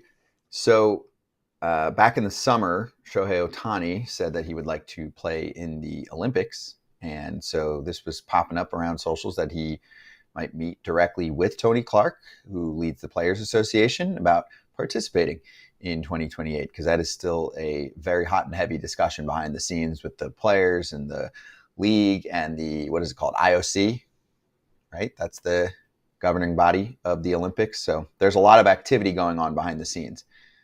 You know what helps? Shohei Ohtani saying, I want this and I would be there. I actually think he should be talking to the league about it as much as possible too. The league knows how much business and how much he's doing for the game on a global level. So if there's any one player that can help to sway the league and say, hey, this is worth footing the extra insurance bill or whatever the heck it is behind the scenes that they're worried about, I would think Shohei Ohtani has a say here. Yeah, this is what we want. We want the best players in the Olympics, right? Mm-hmm. But does it help if he's telling them, yes, hey, and if I want to be Shohei's there? in Manfred's ear, I mean, not that he'll change his mind, but if Shohei, you get Shohei, you get 10 of the best players in MLB, and they go to Manfred and they say, hey, guess what? We want to play in the Olympics. It's got to help him a little bit think there's got to be a way to figure this out. I would love to see this. Are you kidding me? And I'm volunteering to commentate. Yeah. Bryce Harper has already spoken publicly about being very into this idea. And think about it. The commissioner said about a month ago that I'm paraphrasing, but the last stepping stone of them really getting serious to switch the All-Star uniforms back to being cool again was from Aaron Judge. He said Aaron Judge approached Commissioner Manfred, and he said that had a big impact. right? I mean, you forget sometimes the human touch matters. Like, here's one of the 28, faces of your right? sport. 28 is the Olympics. 28. So I mean, if you get Judge, No way. Shohei, Trout, Harper. I mean, whoever, name a pitcher. And now, I mean, go Scooble, global. I mean, name some pitchers. I mean, you get these teams, you get these guys in Manfred's ear now. Yeah. Huh, let's go, boys. What's the other Soto. thing? What's the other Mound thing up. that moves the needle? Popular Money. players moves the needle. What else moves the needle for this? So how are you going to take money away from the WBC, which is owned by who? MLB. You can do both. Who cares? I actually I don't think think it would That's take- why I think it would they, actually that's why improve they the started WBC. WBC. I do too. I know, but I think it would help the WBC because it's I cool agree. to see countries going against each other. Did I'm anybody- curious, what's the Did holdup? you What are watch you the worried about? WBC I did. last I time? watched It was every pitch. unbelievable. Yeah, it was awesome. so good. It's for me. It's always been good. I've been a fan No, I know, since but I'm a kid. this year just seemed like it hit bigger. I don't know why. Maybe because I went to a game, Yeah, and it just seemed like this year it really. Maybe it was. I mean, again, it's been out in LA and San Diego, and Miami. but this year but the finals were in Miami this year, Right. and it was like a big deal, big deal. Dude, best I game don't I know, it ever just called seemed- in my life was USA against Dominican Republic in 2017 World Baseball Classic. Cliff Is that Floyd the Adam made. Jones catch? That was in LA, that catch, but That this was in was San Diego. USA No, that was in versus San Diego. DR, or in San Get it Diego. right, sorry, I was in Miami for USA against Dominican Republic. Both teams were really stacked at the time, and it was sick. I mean, that was the year the USA then eventually went on to win. But it's like Bautista bashing homers and being all like in your face. It was insane. It was the most insane I've ever seen a ballpark for baseball by far. I went to worlds beyond Venezuela World USA Series. this year, the Trey Turner Grand Slam. Yep. And I was definitely the minority being a USA person. Oh yeah, you're saying it it's was, mostly but it was Venezuela fans. incredible. The atmosphere, unbelievable. Mhm. One of the, They- I took my son who plays baseball, and just one of the most incredible atmospheres for 3 hours. From Venezuela, Arias hits the home run. Venezuela's got the lead, and then Trey Turner hit that home run. And it was like the whole thing flipped. Yeah, It was the atmosphere was amazing. Now people say, can we replicate that? no, Major League Baseball, you not on a can't. You regular just can't. season You game, just can't. especially. There's too many games. It's not enough. Yeah. No fan base can exude that much energy for 81 games at home. Do we know what the holdup is? Like the real holdup? I know they've talked about scheduling. They can figure out the scheduling. I'm not that concerned about that. It's got to be the insurance premiums, right? It's probably a really steep bill that they'd have to pay. And here's what happens in my mind. I'll conspiracy theory it a little, but with some informed opinion. The IOC makes a ton of money, and they think that they're, the end all be all. So if, let's say, the insurance bill is $100 million to cover all of the players, the IOC is like, yeah, we'll pay a few $1,000,000. You guys pay the rest. That's how they'll operate. And so then you've got all these billionaires on the other side, like, nah, we're going to bring you all this business with this with this Olympics that features all of our stars. Like, you're footing the bill. So there could be that kind of situation going on right now. Thoughts? Yes. That's why they came up with WBC. I was on the Olympic committee because in 19 we were qualifying for the Olympics, and they chose me to be part of the committee to represent baseball, which felt like I was totally in the wrong place because there's like real athletes and everything that are actually training for real events, and I'm like, well, I just play baseball and like I hit and everything. I catch the ball, but it's the money. It's 100% the money, and that's why Major League Baseball went away from even pursuing more with the Olympics and USA Baseball because they started their own thing, which is the WBC, and it kills it. Exactly like you guys said. It kills it. They would love to do it more often, but it is a every 3 year thing, and if they can come to exactly what Scott said, if they can come to an agreement on the insurance, if they can come to an agreement also on some of the advertising, because you don't really need to see Major League Baseball players more. Like, they're seen all year round. And so this is completely outside of their scope of more advertising. They want some of that advertising. So to me, that's the only way this happens. And I think it needs to happen. I agree. So go Shohei. You've got leverage. Mm-hmm. Pull it, man. Pull it. All right. We'll be right back with Paul Sewald, free agent. We'll talk to him about the market. Maybe he'll announce his signing right on the show.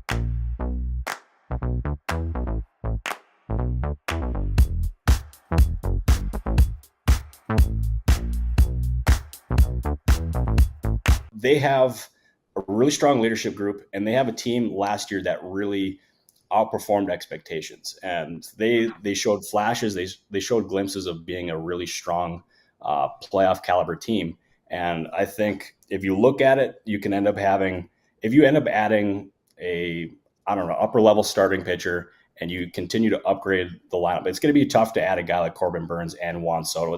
My guess, and that's just purely what this is you got to get one or the other. And to me, with the way I've got to be really careful with how I exactly go about this, because I don't want to burn anyone, but I left there pretty optimistic that they're just going to spend. You're going to have to take my word for it. If they don't end up spending, you can have me on the show again. You can play this clip, and you can play the clown music.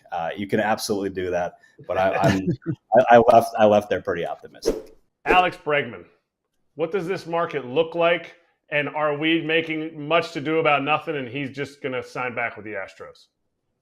I think there's a real possibility of that. And even Dana Brown, their GM, said the exact same thing when I was talking to him at the GM meetings. He said that he is their top priority, that they think that he believes that there's a good chance he returns, and that they've already had productive conversations with Bregman's agent, Scott Boras. And it's not going to just be the Astros who are involved here. There's going to be numerous different teams. I could see a team like the Seattle Mariners being involved. I know Scott will be skeptical about that because they've been kind of hesitant to spend in years past. But they need to do something to upgrade that lineup, because you have a really, really good rotation there in Seattle. And if you don't supplement it with strong offense, I think that would be one of the biggest mistakes of the offseason, because they have the pieces there. They just need more offense. That's why I'm connecting him to Seattle. I also see a team like the Toronto Blue Jays making a lot of sense here as well. Obviously, they've already been connected to Juan Soto. They were in last year on Shohei Ohtani and some of these other stars. They obviously swung and missed on Ohtani, but the fact that they're in on Soto here, and they want to compete in 2025 with Vlad Jr. and Bo Bichette on the roster, and their future is uncertain in Toronto. I think making a play for a star like that, like a Soto or an Alex Bregman, makes a lot of sense. In the end, I think Bregman makes the most sense for the Astros. As of last check, nothing was close, but I think they're really motivated to get a deal done. And obviously Bregman values and likes his time in Houston. And I think that could also be a factor in this as well.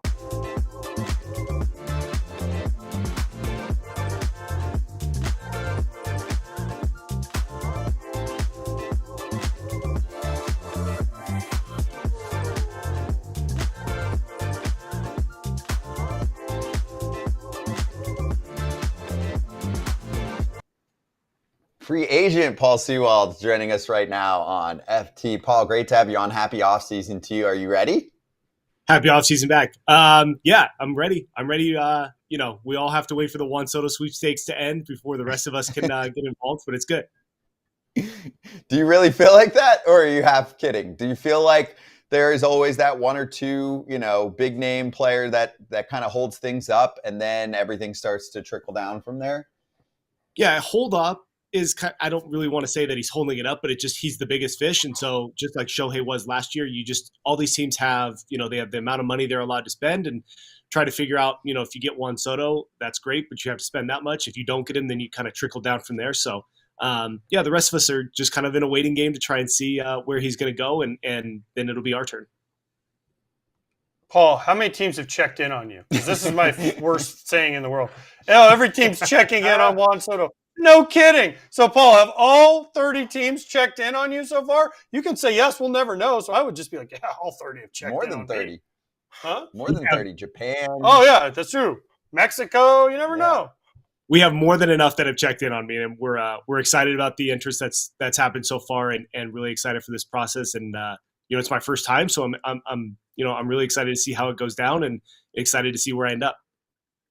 What do you know about the process? I was going to say. What? No, I was going to say, he said he's really excited. I want to talk to him at the end of the process, because I went through this a bunch of times, and you're like super excited. Your family's like, oh, Paul, you're a Yankee fan. Why don't the Yankees sign you for 10 years, $200 million? And then you get the phone call from the Yankees, and they're like, 2 years, $2 million. You're like, see, Mom and Dad, it doesn't work like that. So yes, you're all excited now. But at the end of the process, I want to talk to you, and then I want to hear your real feelings on it. Because as much fun as it is for Juan Soto, when you're waiting on those guys, and then, God forbid, something doesn't happen, you get into like January-ish, February-ish, and you start, oh man, where am I going? Your wife's like, where are you going, Paul? Paul, are you going to sign? Where are we going? We got to find a place for spring training. We got to find a place to move. You've been through this once or twice, I think. That's spot on. PTSD, huh? Has guided me through this, and I know what to expect, both positive and negative, and we're just going to take it day by day. And we're excited to eventually get to make a choice of where we want to play. But yeah, there's a lot of things that have to happen before then. And yeah, mine's not going the same as Juan Soto's, but we're excited about the process. But maybe we'll talk in spring training and see how many more gray hairs I have from it. I'm trying to figure out the right way to ask this, but I mean, you are super well liked in the clubhouse. You're a great interviewer. You're a great ambassador for the sport.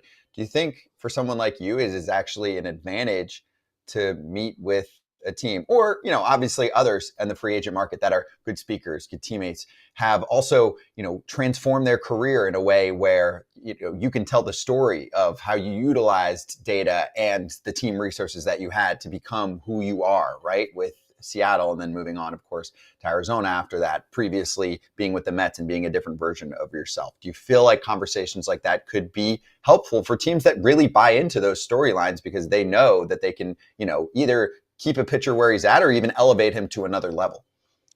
Yeah, it's been recommended by multiple people that I try to take as many of these meetings as possible to try and just tell my story and explain, how I've gotten to the point that I am here and what I expect out of myself for the next few years and just to try to go from there. So when those meetings start, I'm excited to kind of just, people who haven't met me or don't know me, just to give them, a little outlook on who Paul Sewald is and show them exactly, what I've learned over these last few years of what makes me really good and what I need to make sure that I can be the best that I can be for wherever I end up. You're 34 years old. This took you a long time to get to free agency. You just ended with the Diamondbacks, a year and a half with the Diamondbacks.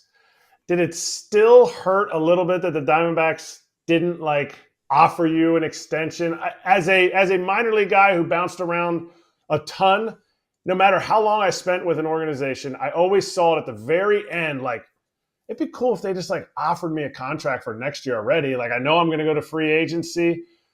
Did it mean anything? Would it have meant something if they had come to you and been like, hey, we'd love to keep you around before you hit free agency? Or you made it so far, you made it all the way here, it's time to just test the waters?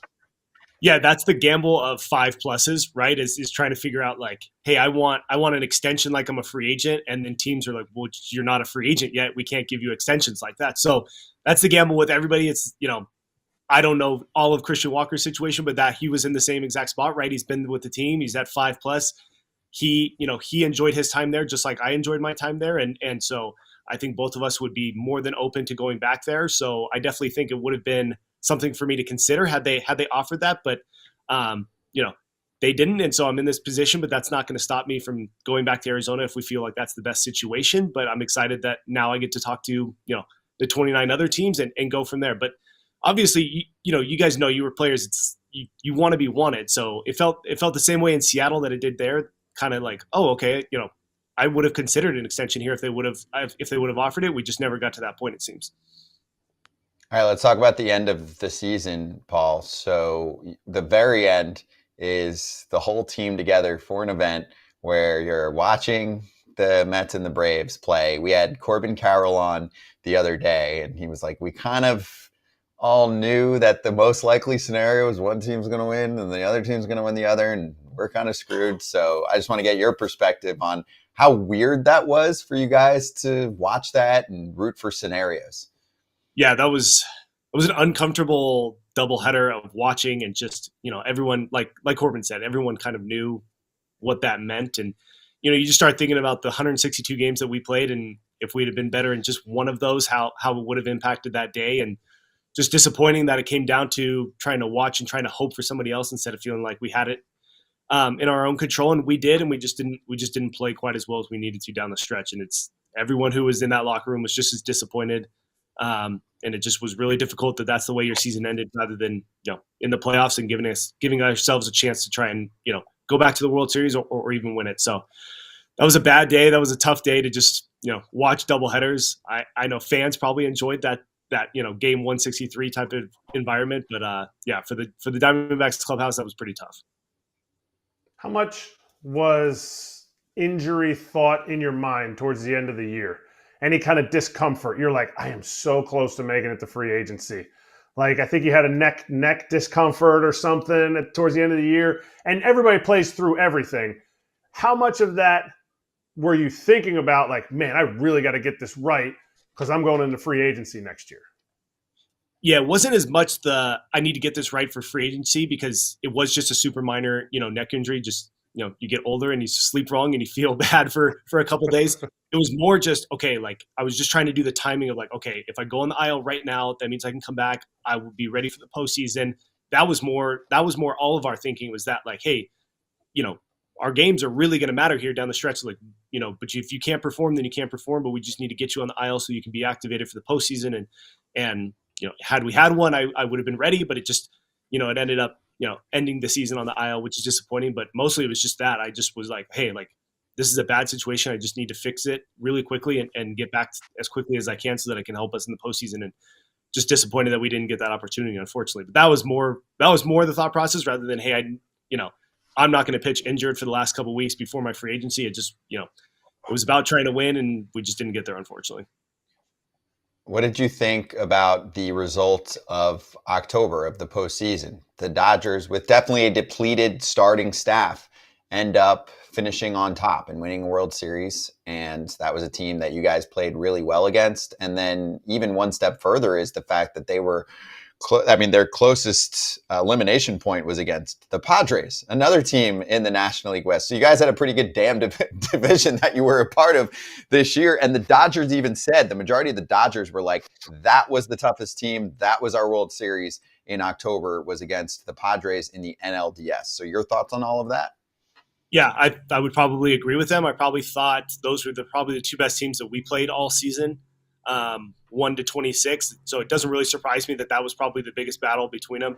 I would have been shocked if the Padres would have won that series, if they wouldn't have won the World Series. So, I just feel like we were in a tough division with a lot of really good teams and a lot of really good players. And, that probably added to the fact that we didn't get to the postseason, is the fact that you got to play those guys so many times. But, I think the Dodgers were one of the best teams in baseball all season, and they showed what they can do. And, you had guys step up. Tommy Edman, kind of, the NLCS MVP. And so when he's playing at that level and you have the guys that you have at the front, it's, they're going to be very effective. And you just kind of saw that battle at the NLDS between two teams in our division that have been battling each other. And I'm sure Dodgers fans had a little bit of worry, PTSD from the last few years where the Padres knocked them out and we did, but they played great and came through, and they looked fantastic all the way through. Not really surprised that they ended up winning once they won that Padres series.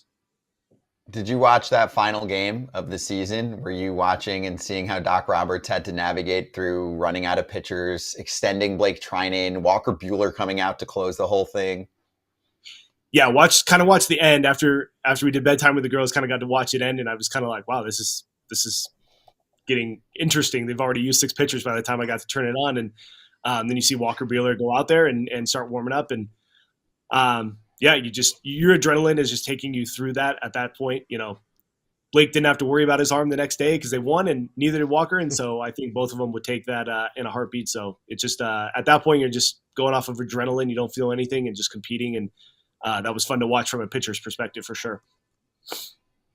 Okay. Pitcher's perspective. We're talking game 5 here. The ball is hit to the first baseman. We don't stop and point. We go. Get over there. I mean, you hear it how many million times in spring training? Get over there. Get over there, right? I know people were pointing at Rizzo, saying Rizzo should have got there. But as a pitcher, as soon as that ball is hit, you got to go, right? Yeah, at this point, I mean, Gary and I are the same age. We've been doing this a long time. He's done a lot of PFPs in his lifetime. He knows that he has to be over there. It doesn't hurt to be over there and the first baseman gets it, right? It's the same thing. If the first baseman gets it and you're by the bag and they tag it, he's out. If he needs to throw it to you and you're there, you tag him and he's out. So it just at this point needs to be muscle memory that if a ball is hit to your left, you are just running as fast as you can to first base, no matter what. And we've all had brain farts, and we've all, forgotten what we're supposed to be doing. And Garrett just had one of those. And it's disappointing that that's kind of how Game 5 kind of went. You kind of want it to be clean and just say, hey, we just lost to a better team, and to have a couple errors like that was disappointing for the Yankees fans. But yeah, as a pitcher, it's second nature. You just sprint over there as fast as you can. Sometimes it's like, even if a ball's hit right at the second baseman, I take 3 hard steps and you're like, oh, never mind, I didn't need to. That at that point needs to be just the way you always, react, is that if a ball is hit over there, you are sprinting over there no matter what, just in case you're needed. And if they don't need you, you didn't really waste any energy. The inning was over. And so, it was disappointing to see a PFP be a problem. As a pitcher, you kind of take pride in that just to make sure that you're ready. And that was a little disappointing, but he knows he should have been over there regardless of the situation. Now, wherever you go in spring training, you guys are going to do extra PFP. No matter what team it is, doesn't have to be the Yankees, extra PFP, which I'm sure you're excited about in spring training. My favorite part of spring training, PFP, is just fantastic. Yes, listen, Kratz, every team from now for the next 25 years, every team is going to say, remember when the Yankees lost the World Series because Garrett Cole didn't cover first? I mean, I heard that. I had, when I forget what team I was on, and they were like, I was in so-and-so, and I had a PFP, and I threw one away. That's why it's so important. And I lost a big league game. And I threw gosh, I mean, if I haven't heard it from one coach, I heard it from a million coaches, right? Now, for the next 20 years, remember when the Yankees cost themselves a World Series because Garrett Cole didn't cover first base? Get over there and cover first base for the next 1,000 balls that we hit. It's ridiculous. Just going to do it until it's second nature. Yep. And on field 1, 2, and 3, not just the big league fields too. The poor minor leaguers are just going to wear it. Field 9's going to be doing it all day, every day. Yep. Well, field 9, they're going to be on the half field. But anyway, you talk about playing in the NL West. How good would the Diamondbacks have done had you guys made it in? Because you saw how you guys were going. It didn't go well at the end. You blew a lot of late leads, but you guys were kind of, like you said, you were going to be activated. A World Series closer the year before. Like, you sit there and you go, how did you guys match up against, obviously the Padres and Dodgers were the World Series. How did you feel like you guys matched up against them? And does it sting a little bit more when you watch when you see that the Dodgers finally finished it? Yeah, as we were coming down the stretch, I said something that we could either miss the playoffs or we could win the World Series, and literally anything in between. And unfortunately, we were at the very bottom of that, and then we missed the playoffs. But we could have done exactly what we did last year and ended up winning the World Series, or we could have gotten knocked out, in that first round. I'm trying to think of who, if we had played the Padres. Like I said, they were a really, really good team. We could have lost to the Padres in the first series, or we could have beat them and beat the Dodgers. We had enough confidence that we could beat the Dodgers in a postseason series. And it could have been anywhere in between. We just didn't get in to give ourselves a chance to see what we could do. And that's disappointing, because you just felt like if we could just get in, we could have made some noise. But you have 162 games to get in, and we did not win the amount of games that we needed to get in there, and there's nobody to blame but ourselves. And so, just got to think about what we did and try and be a little bit better. And if I'm there, I'm sure we'll think about that and we'll talk about that. And, wherever I am, I know I'll just try to make sure that I remind everyone that every game is important, because, it comes down to the last day sometimes. Hey, Paul, I want to ask you about Roki Sasaki. So his team announced that he's going to be posted. And I want to know, first of all, if you've seen any video of him and how nasty he looks, but then also if you could even try to put me in his brain right now on why he would jump now, when I legit think that if he stayed on this track, I mean, there are a lot of people that have already come on our show and said he is better than Yamamoto. And so I'm like, okay, then he could have made $300+ million easy if he waited to get posted. And then even the next step is the process of weighing playing with friends on the Dodgers or maybe the Padres versus the rest of baseball, because the money's not going to make a difference. Everyone's got about the same. It's single-digit millions. Yeah, so the only time I've seen him is in the WBC. Pretty much that's like everybody else's chance that they've gotten to see him, and that stuff is fantastic. I would say that's top 5 stuff in the entire world. So for those who haven't seen him, you're going to be wowed by his stuff, and look at that. I mean, that's pretty good. So whoever gets him is going to be really, really excited. Now, I don't fully understand the the timing behind it all. Shohei came over and this is the way he's going to follow the Shohei plan, where he comes over and he doesn't get paid to come over, and he kind of just, has to go through the system like everybody else, where if he would have waited, I don't know how many years, and then he gets, to come over like Yamamoto. So I don't know all the rules behind that. But sometimes, maybe he just wants a challenge. And if you're dominating, in the Japanese league and you're ready for the new challenge, and Yamamoto came over after winning the Cy Young and the MVP a bunch of times, but Shohei's kind of mapped it out that if, you can change who you are as a person in America if you come over early enough and dominate. So I think he just is trying to figure out where, what kind of path he wants to go. And it seemed like he was ready to come over here and take this challenge, and we will see where he goes.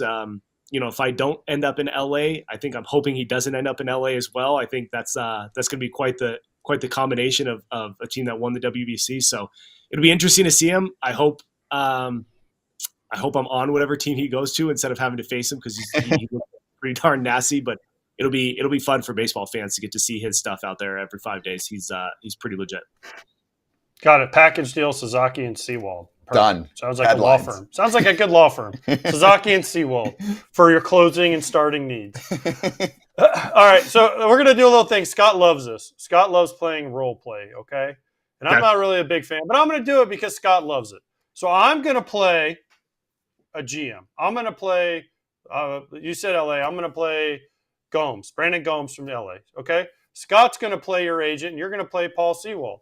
So I'm calling Scott. Scott, this is Brandon Gomes from LA. We kind of have a closer, but we really like Sewald. Will he take less to come here and pitch in the 8th inning to win the World Series again, possibly?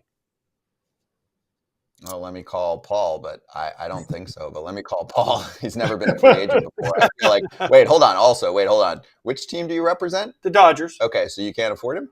You can't afford his market rate? Just want to make sure, because I think Paul is comfortable in a variety of roles. I'll double check with him. But I do feel like he's a legit dude that would, deserve to get the number that he's worth, right? I'm going to call some other team and tell them, oh, sorry, taking a discount for the Dodgers. But hold on, let me check. Paul? Scott, you're hired. That was fantastic. Thank you. You don't want to shut them out, but at the same time, I'm like, Paul, like you're worth it. You're Knuff. Yeah. The most important thing that I want is to go to a situation where I'm going to be comfortable and that I can pitch my best. Now, if that's in the 8th inning in LA, then that's the 8th inning in LA. If it's the 9th inning somewhere else, then that's where I'm going to take. I think for me, most importantly, I've shown that I can be a closer. I think teams should respect that as we have our conversations that, like you said, I closed out the NLCS to go to the World Series. I've done it almost at the very top. So I know I can do that role. I just need to make sure that I am in the best situation for me and my family and somewhere where I'm going to be the best version of myself. And I wasn't necessarily the best version of myself this year. And so that is all I'm focused on, is trying to figure out what organization is going to bring out the best in me, whether it's new coaches, new analytics, new ideas, and then we're going to go from there. And if it's LA, they have lots of closers. Lots of people get a chance at 9th inning. And so, if it's Evan Phillips, if it's Michael Kopech, if it's me, or if it's anybody else, that's part of the situation there. And that I'll take that into consideration and we'll go from there. Perfect. Love that answer. And that's what he would say at the dinner. And then I would just be like, yeah, so as you know, this is the best dude. This is the dude that puts you over the top next year. What if Brandon Jones goes, but we signed Sasaki, and I heard Paul Sewald say they're a package deal. Right. They are a package deal. You pay him for market rate. You got a discount on Sasaki. You pay market rate for Sewald. Done deal. Okay. We'll see you in Arizona. Boom. Bingo. Okay. Bingo. Done deal. Done. Oh, wait. Sewald wants 10 years, 100. Done. Thank you. He'll take it. He'll be there tomorrow to sign. Paul, well, this was awesome, dude. Really good perspective on what you're going through, and have fun with it. I know you will. You've got the good outlook on it. So have fun with it. Take the dinners, do the combos, and then we'll, of course, talk to you about it on the other side. So good catching up, man. Sounds great. I appreciate you guys having me on. Thank you. Talk soon.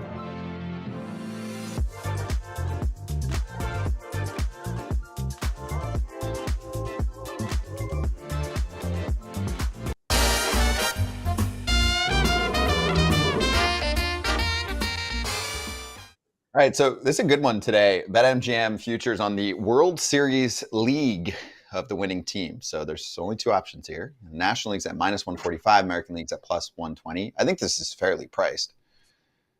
Well, the National League was much better than It was the American much League better. last Now year. it could change, but the National No, but League it depends was on the much free agency. better. So right now, I mean, I would, if I'm going to put money on a side, I'm putting it on the American League Why? just because I think free agents are going to change some things, and I'm not going to go -145. I'd rather get. No, I know like that. plus money. I mean, I'm probably not. That's why I won. I won all the bets Yeah, you because want I all like the plus bets. money. You guys like negative. I'm probably not touching this at all, but this did play to our point, Kratz, this year when we were talking about October baseball leading up to it. We were like, damn, there's a lot of good teams that I could see winning this thing in the National League. And in the American League, we were like, I don't really know how to pick who's good here.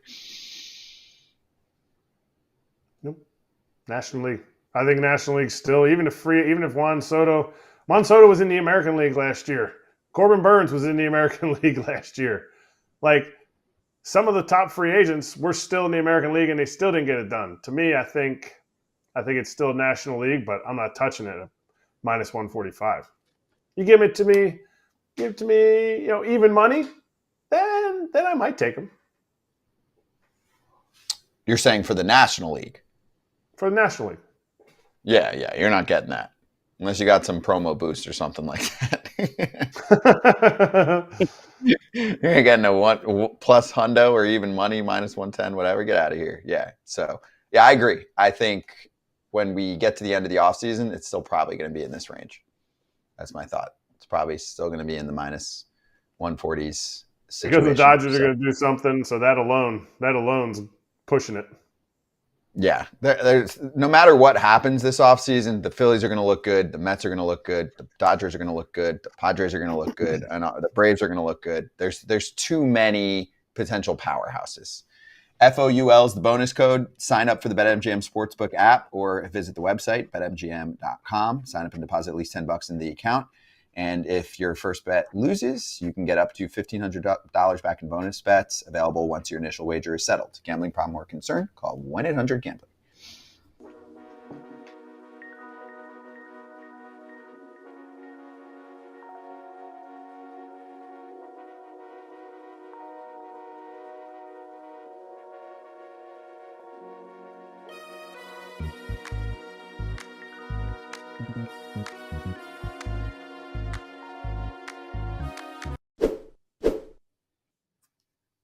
For the people, did you guys see this shirt that had the Dodgers as champs, but the signatures seemed off?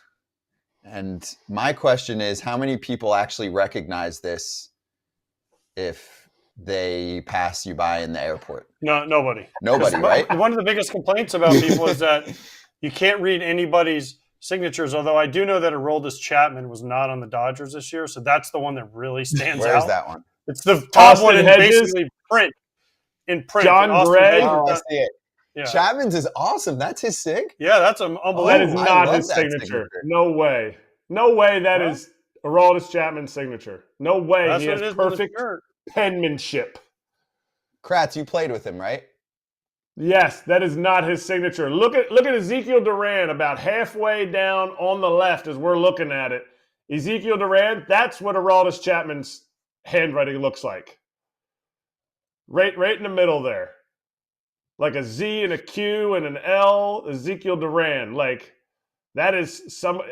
Aroldis showed up late the day that they were signing everything, and somebody was like, just put it on there. Yep. Just You put ever it done on those online signatures where it's like DocuSign and it just basically shows your name Yeah, and it does script? it for you. That's Aroldis Chapman Yeah. just now. Wait, Kratz, can you actually get Aroldis to send you a picture of what his real signature is at some point? I mean, I want to know what it looks like. I'll go check to see what I have. I don't have anything in here. I don't have a bat. These are mostly bats. Oh, so yeah, they definitely didn't get it. That's actually the story inside of the story. Everyone's saying, oh, it says Dodgers champs and the Rangers signatures on there. That's tired. The Aroldis Chapman DocuSign signature And Austin is Hedges, wired. too. Austin Hedges, too. Same thing. It looks Oh, like that when is the Cardinals epic. used to stitch your name into your jersey. That's what it looks like on the shirt. I want But to I will interview say this. whoever did that. Whoever put I don't this know thing if y'all together. obviously you guys know who Harmon Killebrew is. Yep. If you've ever seen a Harmon Killebrew autograph, it is freaking perfect. In what way? Pristine. A DocuSign, it is perfect. And it is every letter, and he would take his time. And went on a few caravans, did a bunch of things with Harmon. God rest his soul. He's one of the greatest gentlemen I've ever met in my life. Oh, wow. But he would lecture you. He would lecture you. That's pretty. Yeah. Like one of the things that if I sign stuff, if you ever see my now listen, if it's a card guy on the side of the street, they get like the F signature. But if I'm actually signing something that means something, I will spell out every letter and make it so you can read it. Yep. Right. And that was Harmon Killebrew. He would ask Michael Kadire. Michael Kadire still signs like perfectly where you can read it. Mm-hmm. And that was because Harmon Killebrew, you'd sit with him and he'd be like, you'd sign a ball, right? Like you get a ball and and Harmon would grab it out of your hand and say, "Man, they go home. They can't read that. That's disrespectful to these people that came here and spent their money. Now you're wasting their time by giving them a crappy signature." He's like, it takes 5 more seconds to write it normal. Well, that's my whole thing is, I remember when I was first, figuring out how to do my signature, and it does suck. Oh, here we go. Just kidding. Nice story, Scott.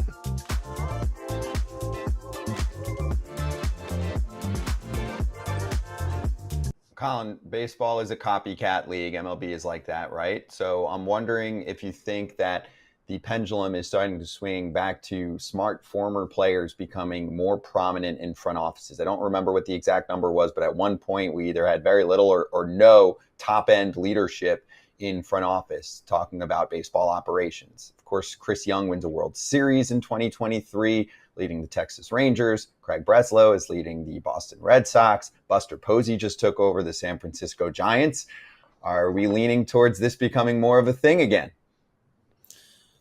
I think so, but I do think that there's a backstory there that I hadn't really thought about it until talking to a lot of these executives, and that is, like AJ was talking about, a lot of the former players that maybe one generation before me came up in a very different baseball world. It was a world where there wasn't a ton of resources available to be able to do stuff on your own, to be able to learn. And so once this kind of new in vogue, I don't want to call it Moneyball because that's a horse that's been, beaten to death. But we have so many more analytics and so much more information available across the league.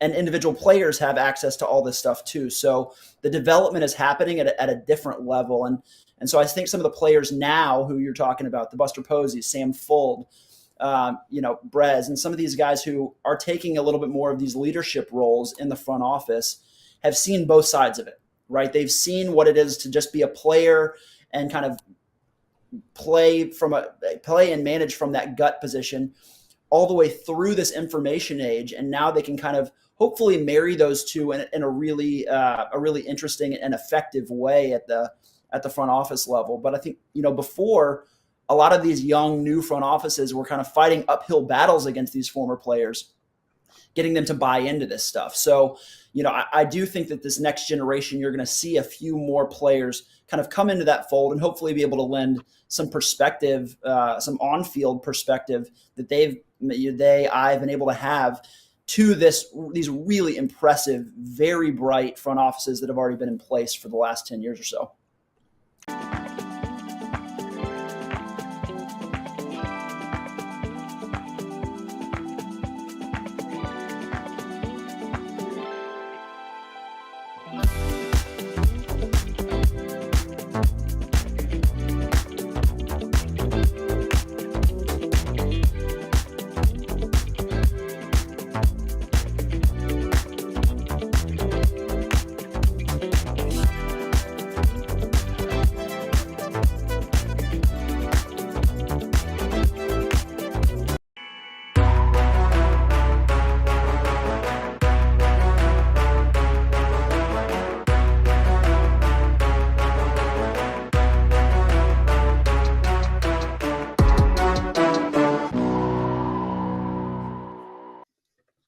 Let's slap. All right, Kratz asked. We didn't get to it yesterday. What do you got? That song hits. Yesterday I wore one different, but it was still Milwaukee. But I wore this for Veterans Day the other day. We didn't get to it. I love the stars on the side. Like any hat, I'll say it. Any hat, obviously I love the camo, I love all that stuff, but any hat where you can like incorporate some cool things in it, some unique stuff, A+ for me. Same. Anything military, I'm all in. Mm-hmm. You got something? I do. As soon as if producer lady can finish the picture real quick. Oh, they're putting something together behind Yeah, the scenes. it's quick though. It's small. If we don't have the visual of it, is it still worth sharing? 100%. Okay. So do you want to start? last week, was it last week? Right here, boom. Last week I received a package from Jimmy's Seafood in Baltimore. Oh, And I was wondering where it came from because it didn't say who it was from. So I had to do some digging. And it came from Grayson Rodriguez. Cool. Who sent it to me because we had him on the World Series watch party. Mm-hmm. We talked about Jimmy's in Baltimore. So he sent me, if we could show that again, crab cake egg rolls, which if you haven't had them are delicious. Nice. And then crab cake. So that's my crab cake egg roll dip in the red. And then obviously butter and Old Bay for the crab cakes. But I mean, what a lunch. Yeah. So make it at home just like Hello Fresh. But, you know, when Grayson Rodriguez sends you something, you kind of got to make it. You know, it's funny. I remember the day that it was sent. I was leaving, and you were like, "Did you send this? Is this sponsored?" I was like, yeah. And Kratz was me. so Kratz like, I ain't getting no Jimmy's. No, because you know we shower you guys with gifts. We have. I don't need that nice garbage. sponsors. What? I don't need that garbage. Scott, you wouldn't put that in your body. Look at the difference. Mm. I would AJ's put always crab meat in my body. You put what? Crab meat? Oh, so yeah, good. I love crab meat. You Talk wouldn't about a put great crab one. cake in your body. I can't have a crab cake. I'm allergic Exactly. to gluten. Yeah, I mean, I can have a Exactly. gluten-free one. I doubt they have that, but I'll ask. Listen, I'm just telling you right now. As That looked like Kratz that said, looked like a big, it slapped. big crab. Yeah. Oh, they were big. I put them in the air fryer and they came out nice and golden brown. Then you dip in a little butter, put some Old Bay on them. That's a Bam! big league gift. Slap. Big league Oh, gift. big league. That's That big is a gift. big league gift. Yes. Oh. Geraldus Chapman, Austin Hedges. And then that's Aroldis Chapman's real signature on And the right. that's on the ball. Geraldus. Wow, okay. So we have some fixing to do. The MLB employee who passed that shirt might be interviewing FT for a job soon. There were a lot of issues with that t-shirt. Oh, man. You got the wrong team. The signatures are from DocuSign. But besides that, Only a nailed it. hardcore fan, though, would ever notice that. No, you're right. Hardcore. I would, if I saw someone and just went up to them and said, "What up?" I'd be like, "Cool shirt." I wouldn't even look at a signature. I can't see 90% of those. It's just scribbled.